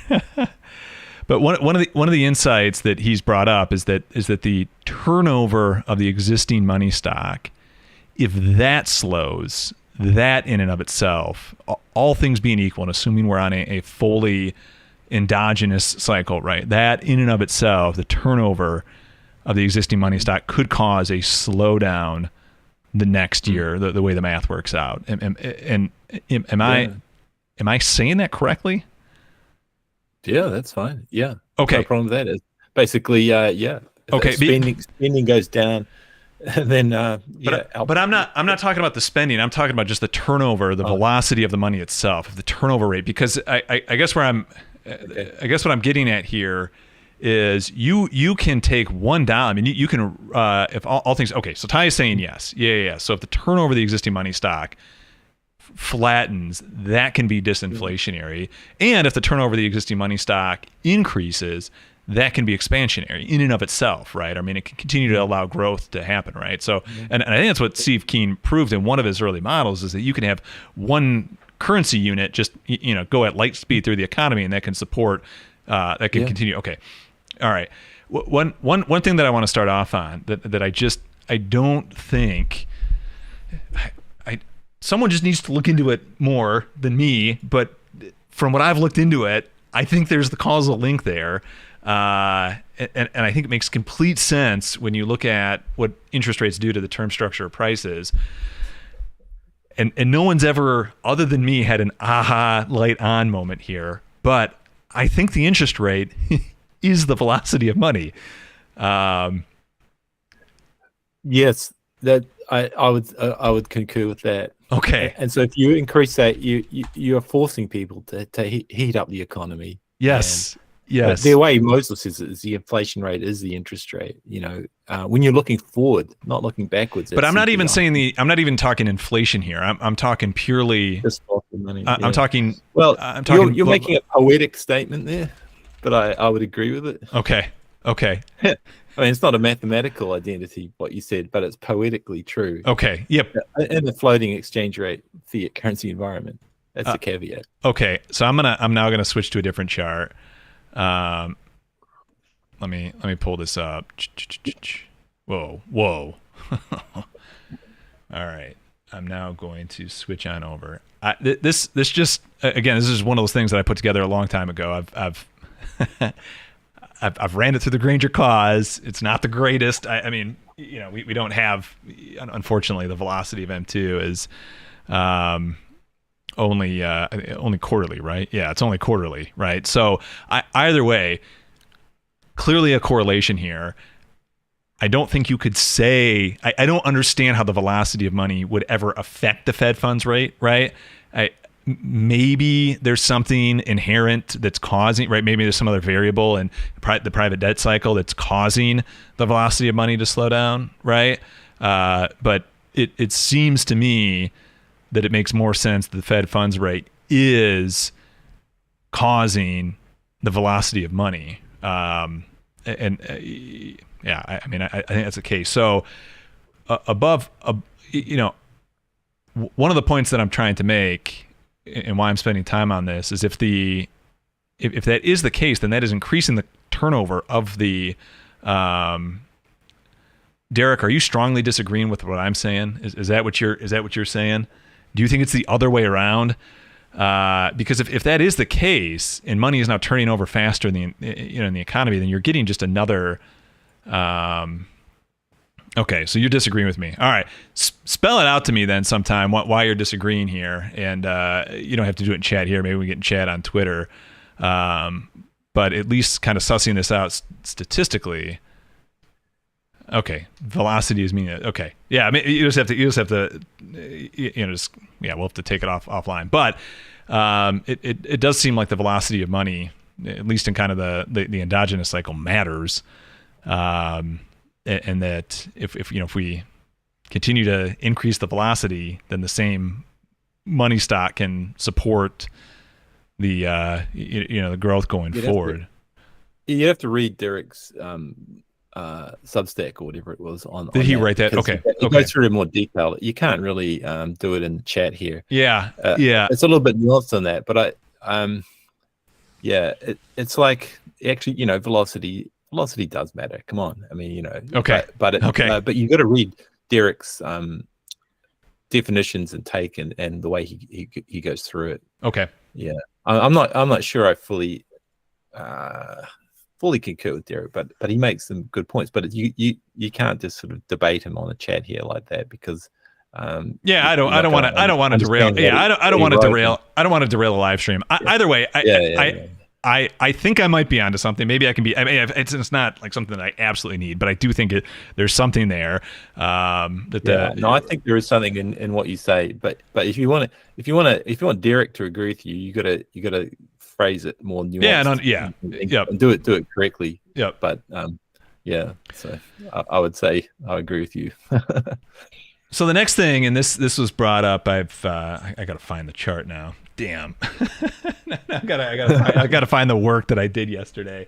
Right. I think it's while you're doing that, just make it just a little book note here is that in the UK the Bank of England put out a report and just one little highlight is the savings income is rising faster over there in the UK than the mortgage costs. So it's like it's the story of the rate hikes are definitely working for the rentiers and supporting the top end of town in the economy. So wait, say that again.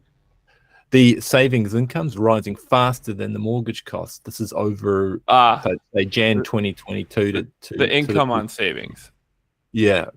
Okay. Savings income. So that's going a bit faster. It's like again, it's another like you're not going to see a recession if that's the case. If that also plays out in other, in terms of other savings going up faster than other costs, and so that's just an interesting data point. It's only yeah. Well, I just think it's funny also to think about like, I mean, you literally need more savings if rates are lower to generate the same income. Yeah. Right. And so, if you need more savings, then you're probably going to have to save more.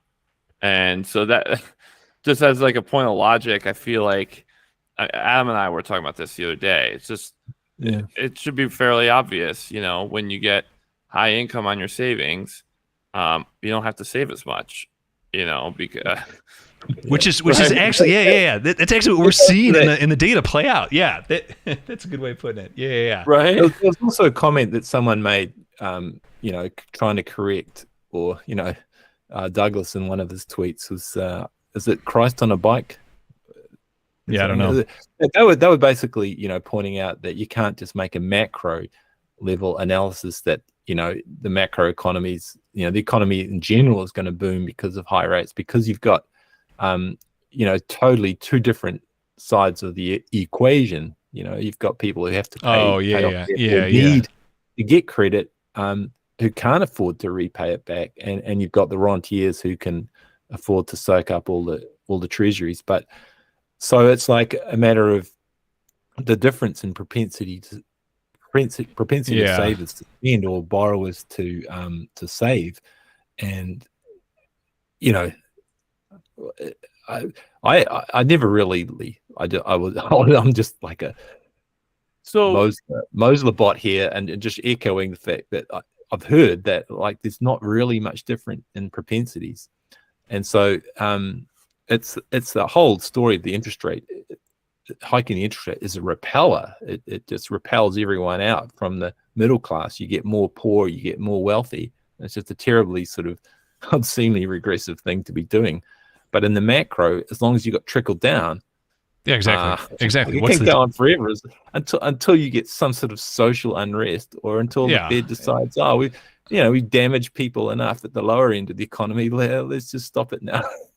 Well, I also think, and this was sort of, so I was on vacation last week, and when I was texting this to that thread, and this was kind of the point I was making, is that if you think of rate hikes as essentially targeted fiscal spending for the wealthy, and in particular, in the United States, I'm sure this is fairly consistent across the developed world, it's the boomers who are by far the wealthiest cohort. So they're far and away the biggest beneficiaries of the rate hikes, right? So you have this sort of targeted fiscal spending program. In 2020, 2021, we targeted fiscal towards lower income households and stuff, and now we're targeting it towards wealthier households. And so that is going to like shape the economy into specific ways. Like the way I think about it is, it's like what do rich boomers spend money on? Well, travel is a big one, right? Boomers are the largest dollar spenders of in aggregate, and looking at dollars per purchase. They're the biggest spenders on travel, because they're in their their golden years, whatever. They want to spend their time traveling. They want to maybe they'll pay for family vacations with their millennial offspring, and they want to see their grandkids and whatnot. So they're pay off their kids' student debt. Right. They'll pay off their kids' student debt. They'll help support rent and mortgage payments, and right now, New York's Manhattan rents are at all-time highs. All-time highs, right? And I know anecdotally, there's lots of people that live in the city that get rental income support from their families and stuff. And so that's so when people say oh, they have a low propensity to spend. I'm kind of like, I don't think that's necessarily right. And it's not like, if I mean, what does it cost to do a family of 4 in Disney World, right? Is it like 10, 20 grand, something like that? So I can tell you what I paid just a few months ago. Right. Exactly. It's expensive as hell. So, if you've got like, if you're a boomer and you've got 2 or 3 kids and you want to do a family vacation and you say, I'm getting, I have $1 million in savings and, now I'm getting, $50,000 a year for free from the government. I'll just use that money to pay for the family vacation so that so you guys don't have to, have this windfall. Yeah. So that's going to create, that they spend that money, and that, that stimulates demand, that, enables, people to be employed, but people are going to be employed in the sectors of the economy that, that pay the most, right? So in that sense, like, we're kind of reshaping the economy and bending it towards the will of, whatever the rich boomers want, right? So that all the employment and stuff is going to kind of arrange itself around all that. I tweeted a couple things, like, for example, right now, boomers are they're the majority of the home buyers in this country.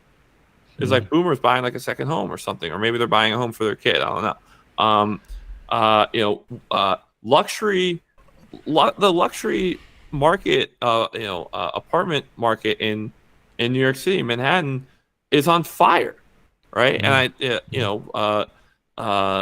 so that's very, spending on travel has been, and that's been a huge part of the core the services inflation that's supposedly sticky, right?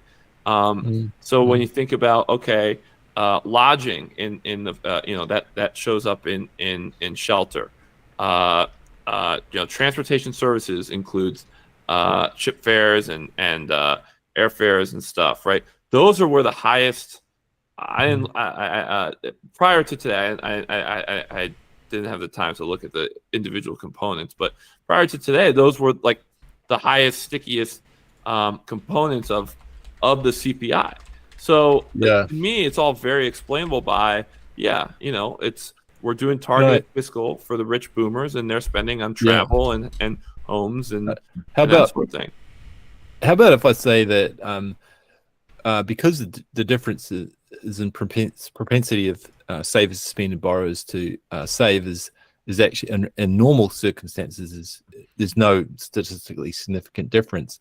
But if you hike interest rates and you've got a lot of interest income because the government debt has historically been so high, you can reshape the economy to make it so that, in fact, the savers now do have a higher propensity to spend if they've, if you don't have a supply bottlenecks and all that, and you've got all this capacity now that's for sale and inventories and so forth, then the boomers, the top end of town, they can spend because now they've got more income than they, maybe budgeted on saving for, and exactly all of that story that you just said. There's multiple avenues for this to. I mean, it's trickled down. If the boomer parents are paying for the millennials' kids' student debt, it's sort of trickled down. Right.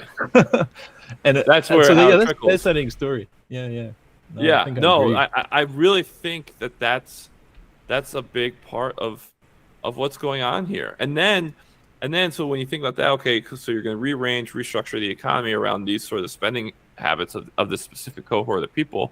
Well, that's going to cause inflation in certain sectors, because it's just like, too many dollars chasing too few real resources. But B, it also means that that has an influence on, the jobs and that people take and the skills that they develop, such that they may not be developing other skills that would be necessary to do more productive things, right? If all the employment opportunities are in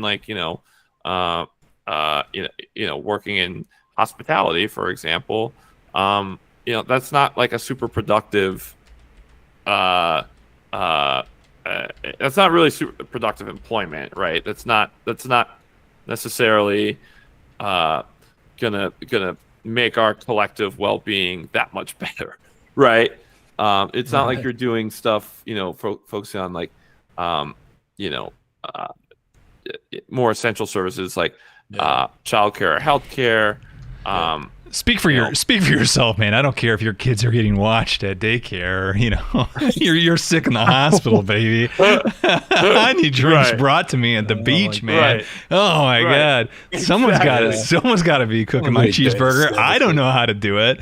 Come on, man. What the hell? Right. Jeez, Pete's, man. Well, God forbid that they actually engage in the process of grandparenting.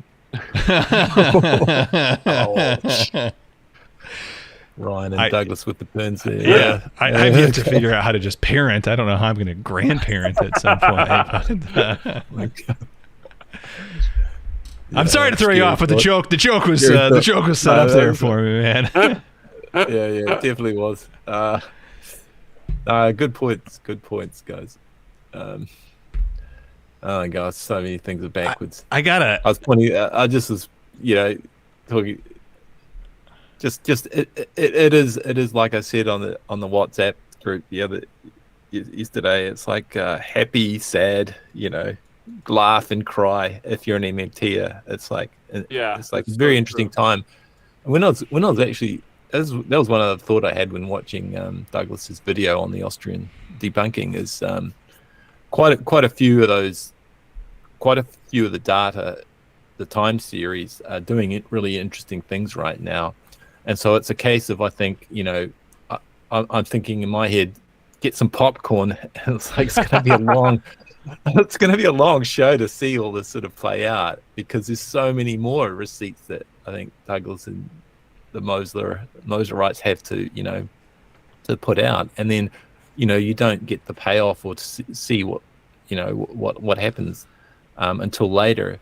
So it's this massive, because the MMT is still small, I don't. When I say massive, I guess I got to qualify it, but I still think of it as a massive, huge paradigm shifting opportunity. Even if it doesn't move the paradigm too much, it still could be. It's still a big event. This whole COVID era and the post-COVID and the high rate era, because it's just so interesting. It's just such a different environment, different story to normally in the past. And we're right in the middle of it, Right in the middle of it. So we haven't got out the other side, and so it's so important to put it, show. I guess it's not a receipt; it's like an invoice. Put in all these invoices. Yeah. So Adam and I are meeting with with someone who works in kind of like a big media capacity next week. And what's so interesting is like to me, this is the story. Like, this is so big. All of it is so big, and you don't hear it anywhere in the mainstream. You never hear, we had a big fiscal tightening in 2022, and that's why stocks rolled over, right? It doesn't get brought up anywhere by anyone. It's all this rates nonsense, and it's just like, to me, think about how many big stories there have been, and stupid fads there's been, over this period, right? All the crypto stuff, all the fraud, all the NFTs, all the unicorns, and these are,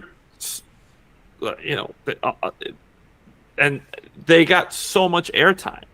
They get, there's so much. Yeah, that's a good point. Such a part of the zeitgeist, and no one talks about this. I'm like, this is literally this is like the story of like a generation, basically. That no one in the mainstream, I guess, gets. That's why I said the other day that you were like a real-time historian, right? Oh yeah, because you're putting the story out and like no one's listening. It's like one of my nightmares is like in like 100 years time, people are going to look back on this year and sort of dig up all of these podcasts and things and all these like little MMT papers and go, there was this period in history where people actually got it right. Interesting. And it's like in the meantime, civilization has collapsed because of ecological and climate change damage. Right. That's the nightmare sort of scenario. Is like in the far future, people are going to look back and like the paradigm won't have shifted. Right. And oh my God, because you're right. It's like, I just totally agree with you there. It's a story of our generation, and it's just not being told, except by, you're not a recognized historian, so. Right. I'm not a PhD. You're not a PhD. What's so wild is you see people on Twitter get so close, right? Like some people almost get it, right? Like they put some pieces together, but they just can't. Dunbar almost gets it. They just can't. They can't. Yeah. I mean, I'm thinking even like big names like that Lynn Alden lady, and I mean, there's others that like for a brief, for just a very brief moment, and then they just. They can't do it, right? I mean, it almost becomes like a religious thing. They can't go the whole way. Friends, you could reel off a whole lot of actually really good, and I don't mean this to be gendered or anything, but female economists. You can tell me why that would be the case, but they almost get it. But there's a whole lot of them that don't quite get it. Yeah, I think Claudia Sam and Naomi Prinz and the I'm not good at names, so I can remember a few at a time. But there's quite a few there that could be telling the story. Maybe it's just because when they were in school, like the one thing that they knew had to be true is that interest rates curb demand, right? And like if you question if you question that one thing, right? It's it's like the unforgivable sin, right? That's like the one thing they're not allowed to do. I really think it's the government. It's Moser's insight about the government as the original source of funds that. That's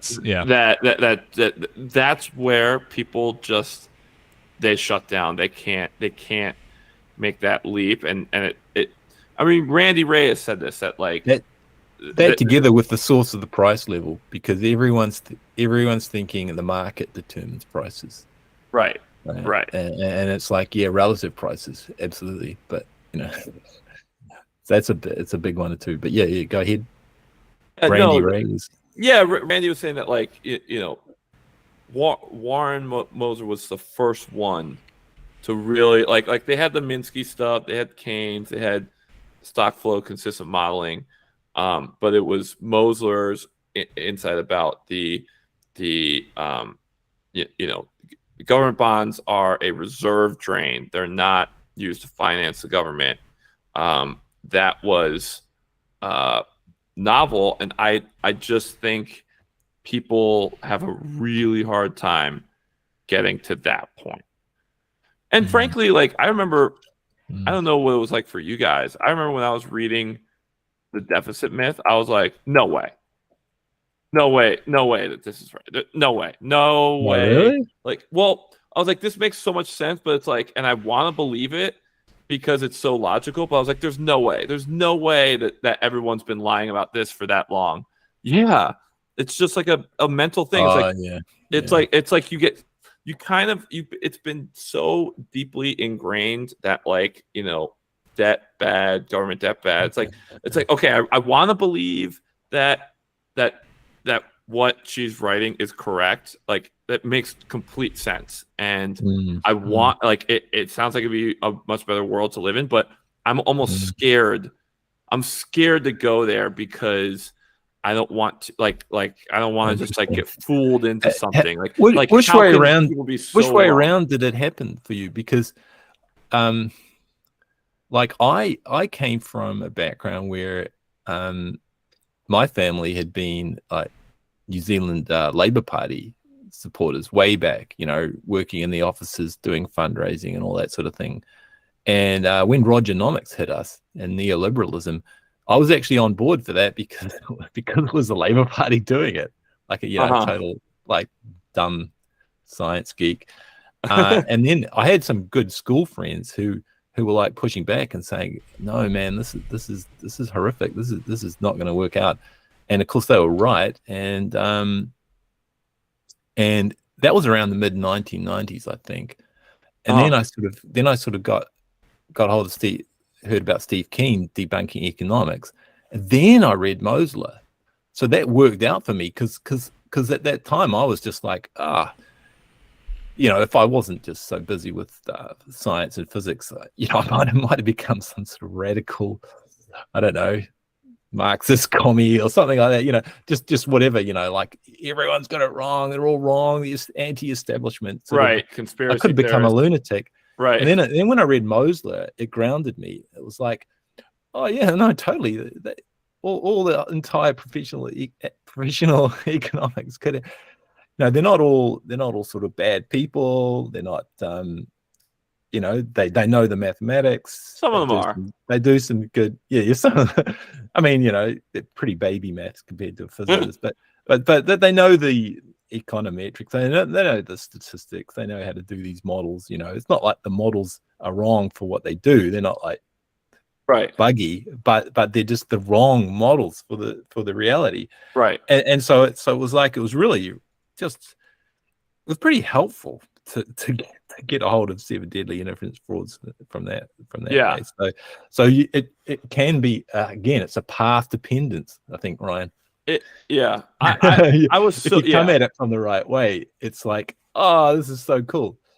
So I'm really interested that you have the story that you know what though, there was a little bit when I first opened my 7 deadly innocent frauds, just the initial sort of hint of like, oh, this guy's a crank.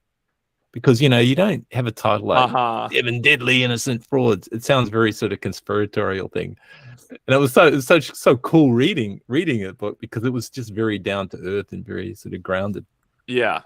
It's so funny. Yeah, no, I think that's part of the reason why I dug and dug and dug. So, and I read so much, because I'm just like, there's no way that like everyone could be so wrong. But at the same time, what she's saying makes total sense. So before I go all in on this thing, I gotta double, triple, quadruple check to make sure that exactly what she's saying. Like I need to really deep dive on this thing because as we all know, the ramifications are enormous. And it's completely ground shifting. So it's like you don't want to get caught with egg on your face, right? So that was sort of and then it's like the deep, unless you're Bob Murphy, in which case it's exactly what ends up happening. No, it's really helpful. Go ahead though. Sorry, man. Sorry. Really helpful to be humble, just wanting to know the truth about things. Correct. And having like the intellectual humility, massive profession against you. Yeah. Right.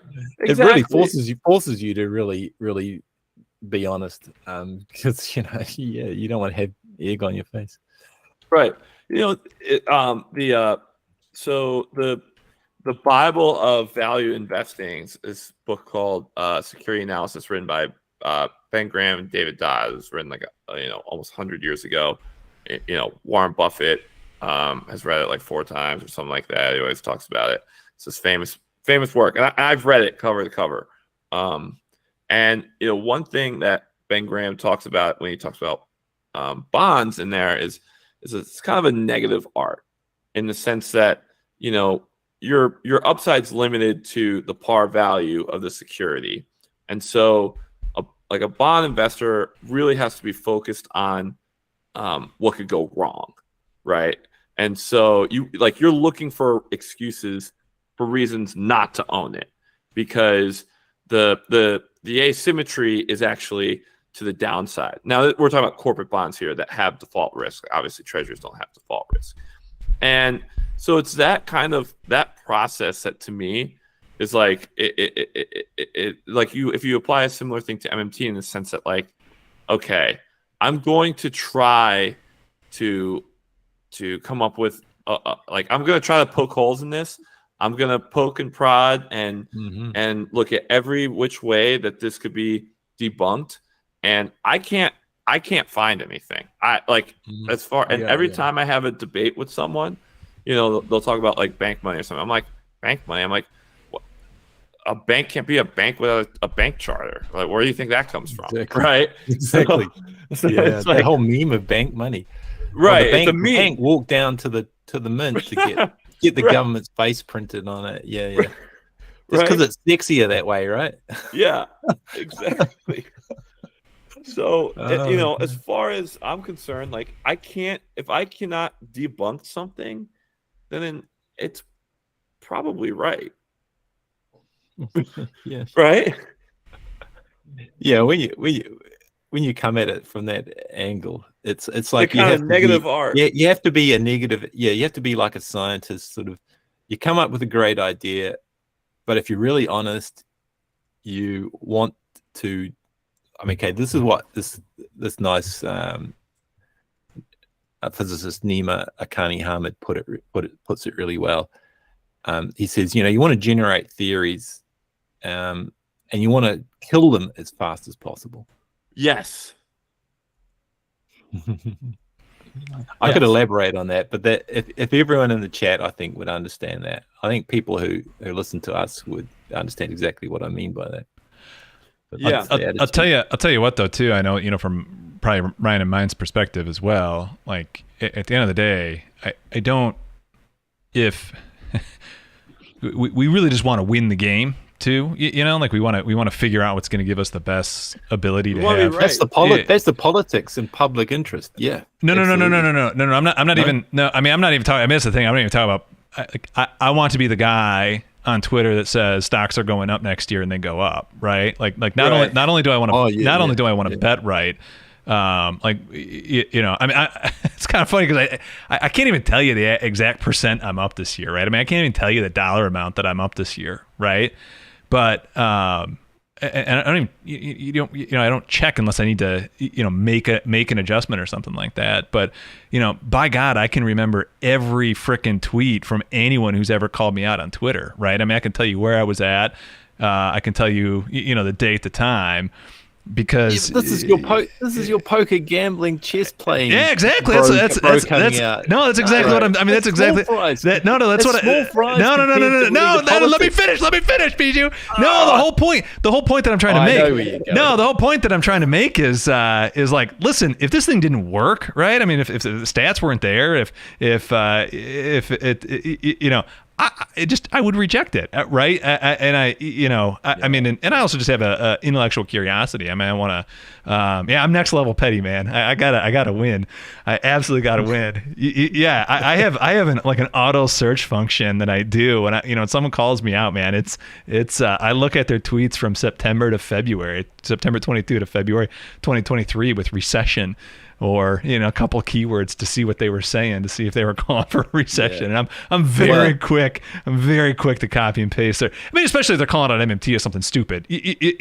Like, I mean, if you're going to call someone out and you were calling for recession at the end of last year, like clearly you didn't understand what was about to happen. But no, I mean, the point is, if it didn't actually have any functional value from the perspective of trying to do what it is that we're trying to do with the markets, I'd reject it just as fast as I would. I mean, just as fast as I did the Austrians. I mean, I used to be an Austrian, right? But there was no predictive ability there. I mean, and so we there's two levels there. That I mean, I love watching from the sidelines your show, entertaining that you're putting on. It's just so great. Yeah, it's like I quite like watching some of those World Series of Poker things when I was resident in the United States. Yeah. It's kind of fun. The spectacle of it, but still, you're also by wanting to kill off any idea you have, and you find you're failing to kill the thing off for now. It's like sometimes I put in my blog like I'm with MMT, and MMT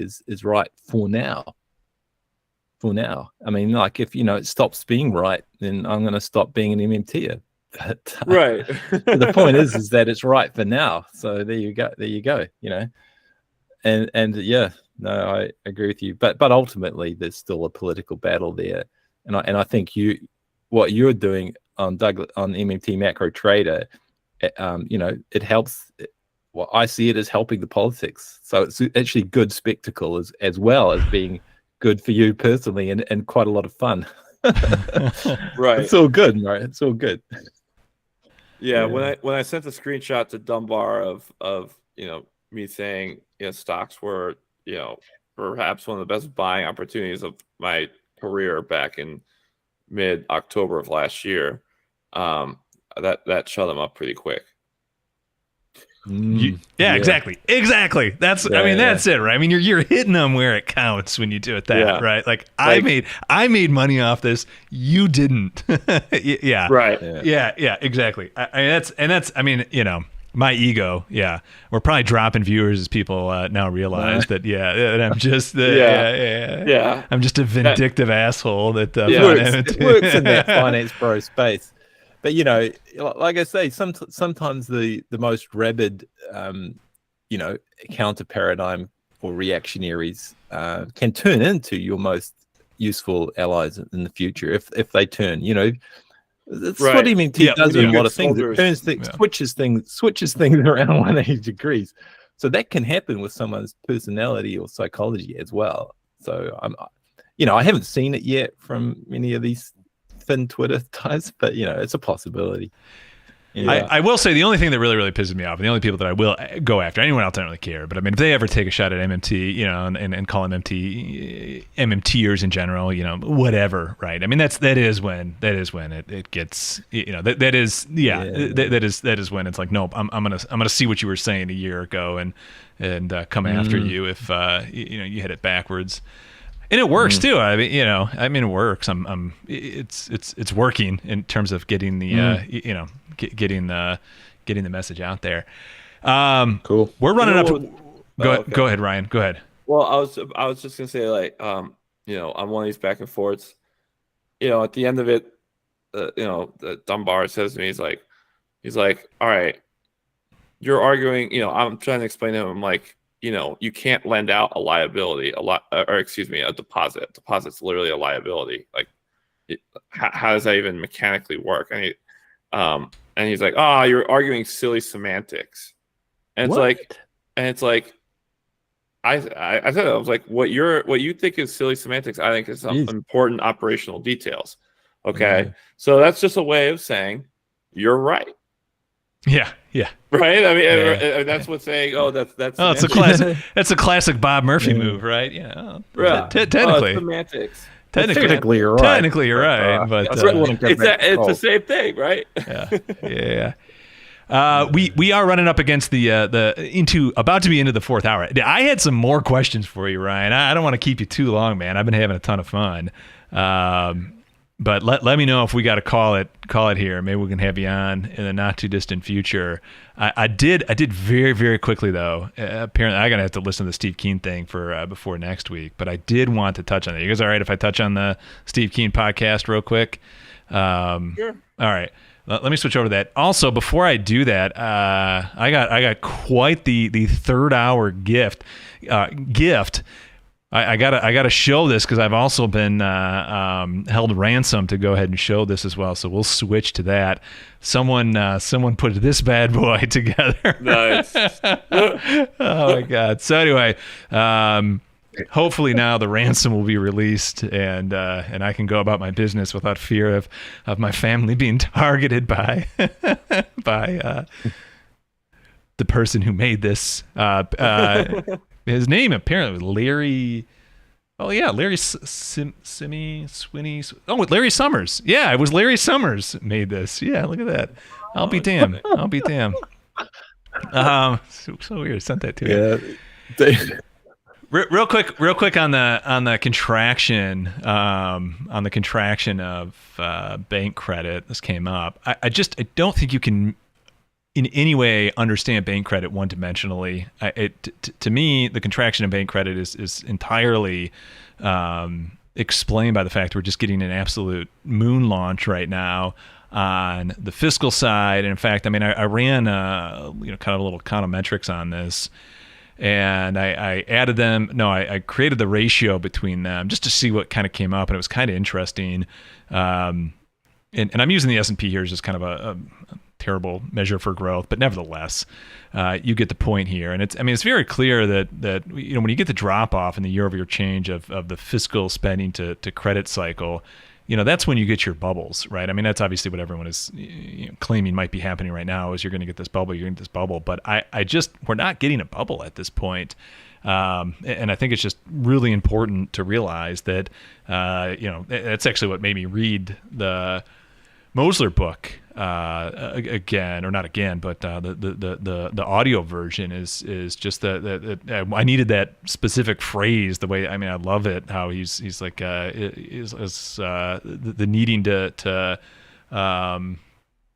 apply ample savings to the private sector, and that's what's being done right now. Again, regressively, yada yada yada.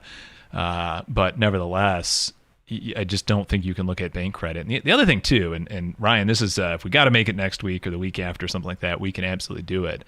But I've always found, especially kind of with the more risk asset side, that there are other items in the H.8 that are far more correlated to kind of where risk might be at.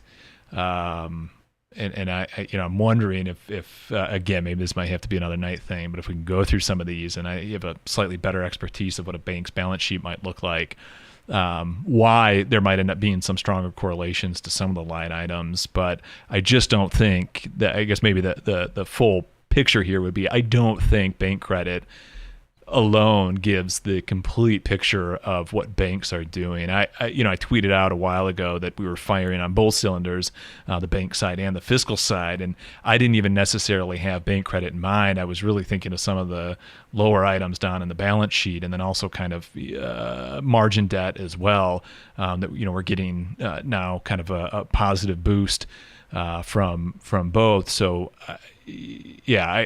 I don't know what your thoughts are. I'm sure you're probably going to agree with the whole point about the fiscal being sufficient to meet the savings demand of the private sector.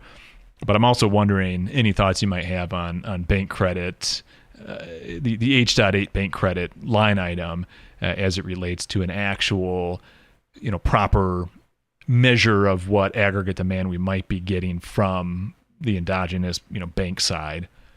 I haven't thought about that specifically, but okay. I mean, the point about margin debt, that's definitely interesting because the treasuries essentially are sort of like the raw material that's necessary for leverage in the securities markets, right? It is the most pristine collateral, and so to the extent that there's a huge injection of new treasuries into the financial markets, it makes logical sense that that margin debt would go higher because there's more collateral to support additional margin debt. Okay. The margin debt too, by the way, just for people kind of looking at this, the margin debt was, we measured in acceleration. What I have on the chart here is rate of change right now. So the margin debt was an acceleration function. And so, I mean, to me, the acceleration of margin debt is a superpower when it comes to to a leading indicator. When were the big ones? I can't quite make this out.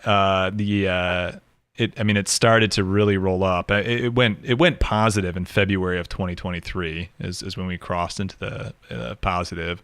But we bottomed out in April of 2022-ish, February to April. That makes sense. That was the big tax strain. Yep. And then we started to rock it up from there. So it obviously it's noisy, right? But what about historically too? If you look at, what am I looking at there? This is us bottoming out at the end of 2020 or 2008, May, November of 2008, and then we cross into positive acceleration by July of 2009. So if I'm not mistaken, when did we bottom? We bottomed in March of 2009. So, you know, I mean, it was very clear when we got that big acceleration boost. Did something happen in like October, November 2008? Yeah, that was. Are you asking on the chart? Yeah. Yeah, I mean that's when we begin to bottom.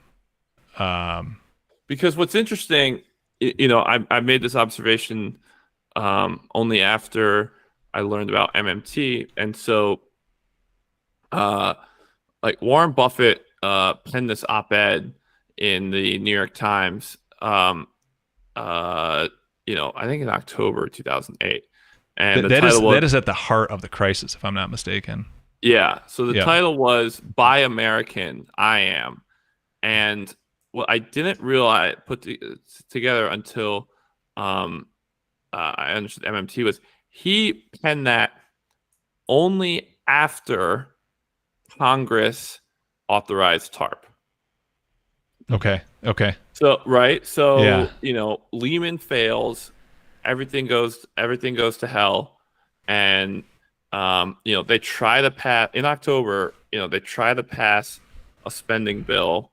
They say no. The stock market just goes completely nuts. Yep. Just like gap down. Yep. And finally, you know, as the story goes, like, you know, Hank Paulson apparently got like down on his knees and begged Nancy Pelosi to pass, and finally Congress passed something, and it was TARP, and it was, you know, Larry Summers, you know, told Obama like it couldn't be $1 trillion because that would spook the markets and all that stuff.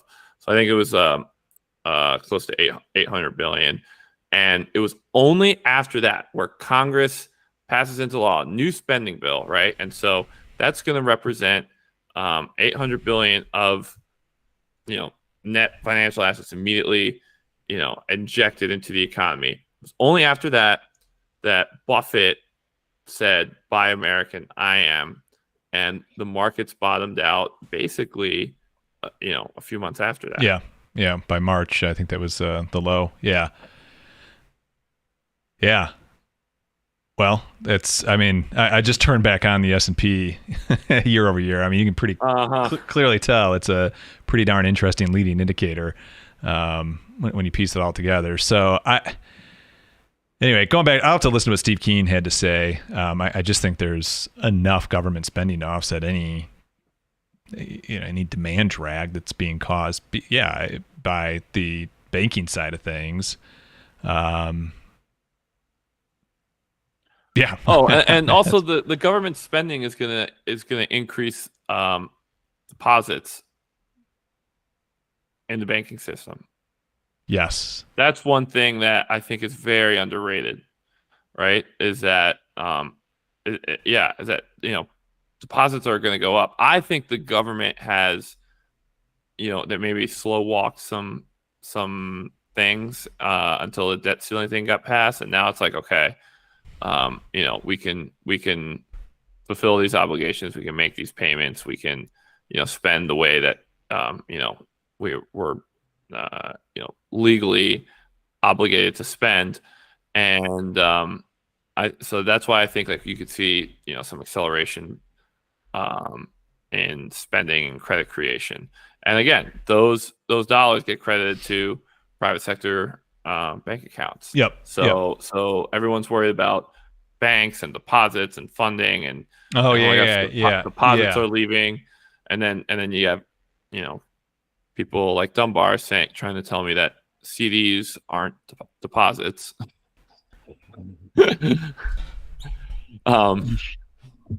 Which was a whole thing. I was like, dude, you realize a certificate of deposit is a type of deposit, right? Well, that's just semantics, dude. Yeah, semantics, silly semantics. Listen, you're definitionally correct, but the way I want to look at it, you're wrong. So right. You're factually correct, but you're morally wrong. Yeah. I do you have more time? Can I fire some? I mean, we've dwindled viewers, but I'm sure those who are still here. I could. Are you sure? Are you sure? A couple more minutes, sure. All right. Here's my next question. Maybe you can give me some insight. H.8 other securities is the most shares the most. What up, MC? Welcome, dude. You're about to. I mean, I'm about to give away the company secrets here, man. I really am. For whatever reason, other securities to a certain extent, share the most amount of mutual information with equities. Yeah, that makes sense. Why? Well, other securities, I'm assuming, would include equities. I don't know. I don't know. I don't. Can a commercial bank? Yeah, commercial banks hold equities in other securities. Okay. Okay. Equities, corporate bonds. They can. Okay. Yeah. Okay. Okay. When I was reading, I don't have. I've never worked in a bank, and never. No, there's limits to how much they can hold. Okay. Right, as a percent of total risk-weighted assets and capital. But yeah, no, they can hold. Okay. They don't. It's not like banks are confined. Now, an argument could be made that banks should be confined to only holding treasuries and agencies. Yeah. But no, they can hold securities. Okay. And they do hold securities. Yeah. Okay. Or like if a let's say a bank syndicates a high yield deal, right? If the deal gets hung, if they can't sell the bonds, then they just have to leave it on their balance sheet. Okay. Right, and so that'll happen. From time to time is like they just have to take it down. They can't. The syndication, whatever, the market says no, and so they just have to own it on their own balance sheet, and maybe they'll try to sell it later when the market conditions improve. Okay. So nothing surprising here. And what's interesting too is at least I had to come up with kind of a what does that say? What's that? What does it say now? What's on my screen? Yeah. This is the rate of change of other securities by the rate of change of the Wilshire. They don't have the S&P going all that far back, but okay. Just to show you that they overlay pretty nicely. I mean, there's definitely something here. What was I gonna say? Anyway, I found I have kind of a novel way to measure acceleration, because if you measure acceleration just the way you would out of a textbook, you get a pretty wild ride. But if you measure acceleration, I think you'd almost do it like anyway, I came up with a better way to kind of slow down the measure of acceleration. But when you look at acceleration of other securities, it really gives you a look just like the way that I'm doing with the margin debt acceleration. And to the best of my ability, it looked like, I didn't know what sort of constraints banks were under, but it looked like that they put in other securities their equities. So, okay, that would make sense.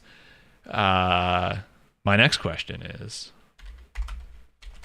for whatever reason, other assets. Mm-hmm. Let's see if I can pull it up here. I'm not going to be able to find what it's actually called now. Ha!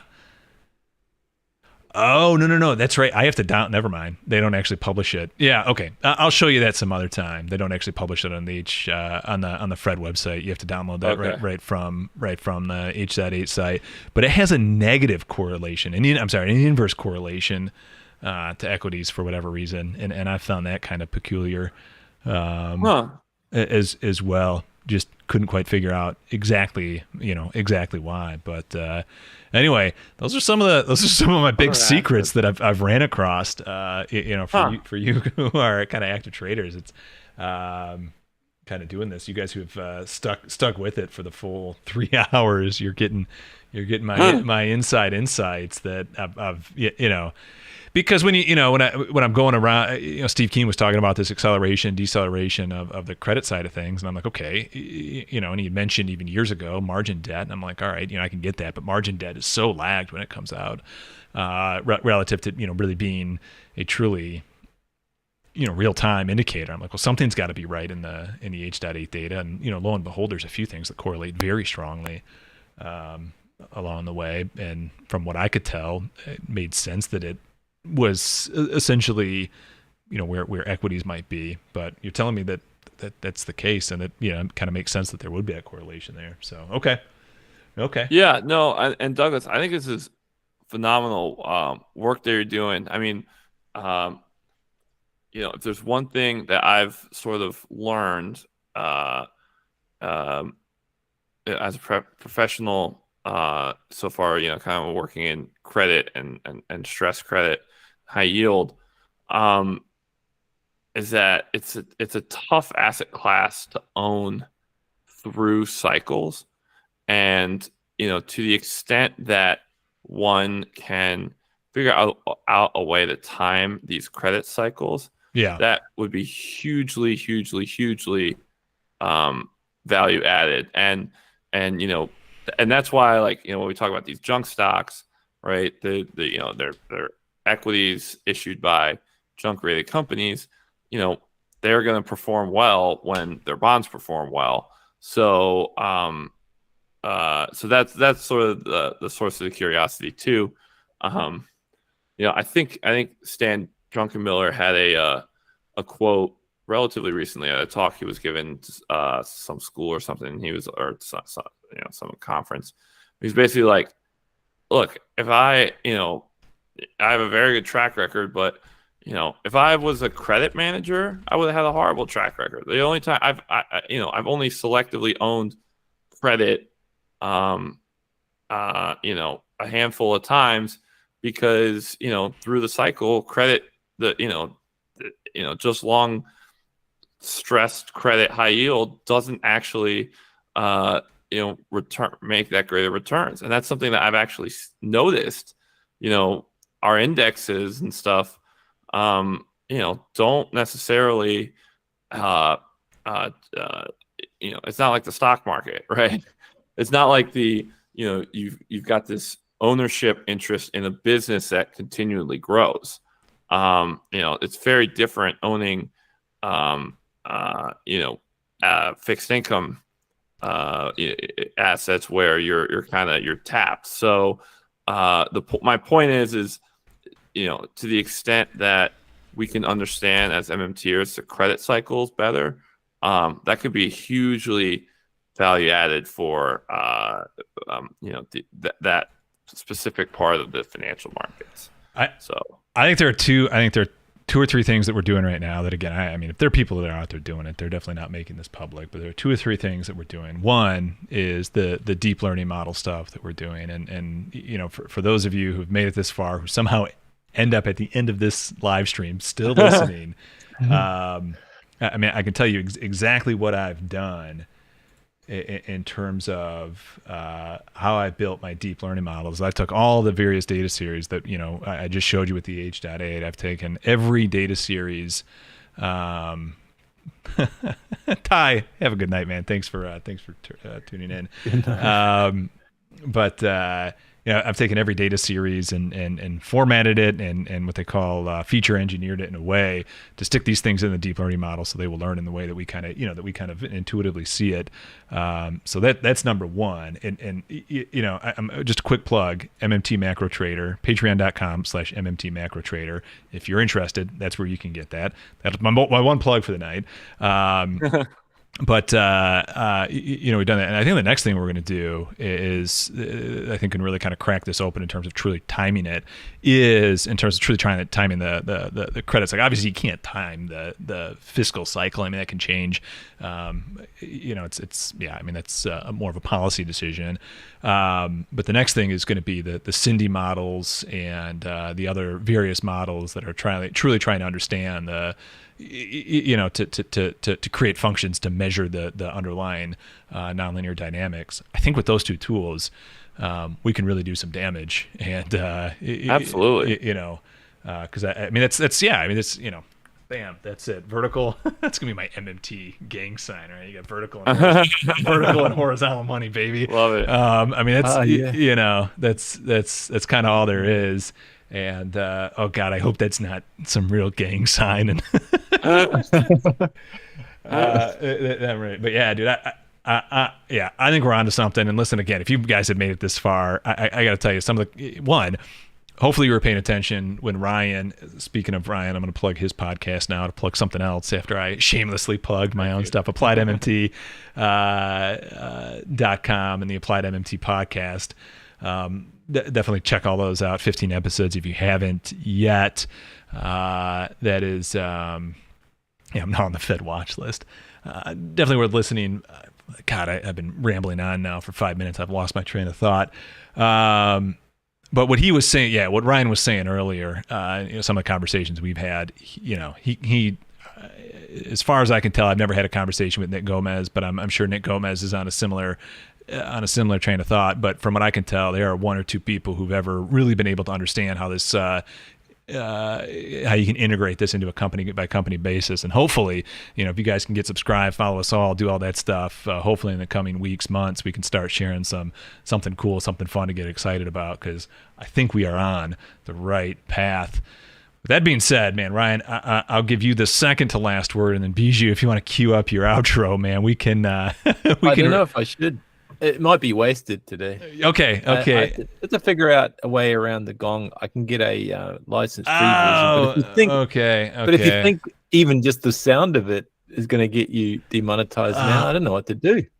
How come just me talking now doesn't get us demonetized? Well, I mean, we own it, right? No one could claim what it is we're talking about.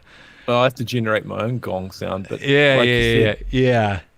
Without I don't know what to do. Maybe I'll save it. I won't save it. Let's see. I'll save it.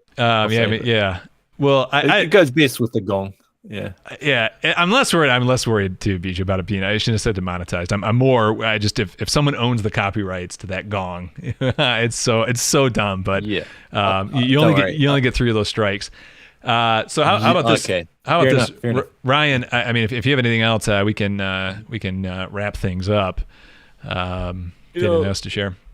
The last thing I would just say is that, and I think it's the deep learning models and stuff, that and all that work you're doing is amazing, and you can kind of really pick up on this stuff pretty early. But really, even without that stuff, last fall, it just became so obvious. I mean, we passed all these laws. We passed the CHIPS Act. We passed the Infrastructure Act. We passed the Inflation Reduction Act. We had, fiscal impulse from, interest rate hikes. We had cost of living increases with, associated with Social Security. Like, to me, I'm like, this is all stuff that was not here a year ago, and it's all going to be additive to the fiscal spending, and that's going to boost the economy, and that's going to help drive the markets higher. And it was just as simple as that. So with that in mind, parting ideas is like, just sometimes it's just you just got to use your brain a little bit. Amen. You've brother. also got to have your brain not wired backwards. And, think of government crowding out everything as well. Yeah, right. But that's a good point. It's like talking to one of Douglas's Patreons, Michael, offline sometimes, and it's like he's an aggressive MMT activist, and now a trader, and he's using his trading to boost his activism. And he's like he's saying, he's an all fronts guy, all fronts. So if a bit of data science is going to help someone come across, then it's good. But like you, I agree that you can just look at institutions and just look at day-to-day reality, and it should open up people's eyes if they haven't already thought about it. Skate to where the puck is going. With all the culture war nonsense going on, you wonder, people even thinking about any of this. Keeping the eye on the prize. Yeah. Anyway, all right, guys. It's great listening to you, Ryan, and saved me doing too much talking tonight. So that was good. That's great. I could look at the chat. It's been great.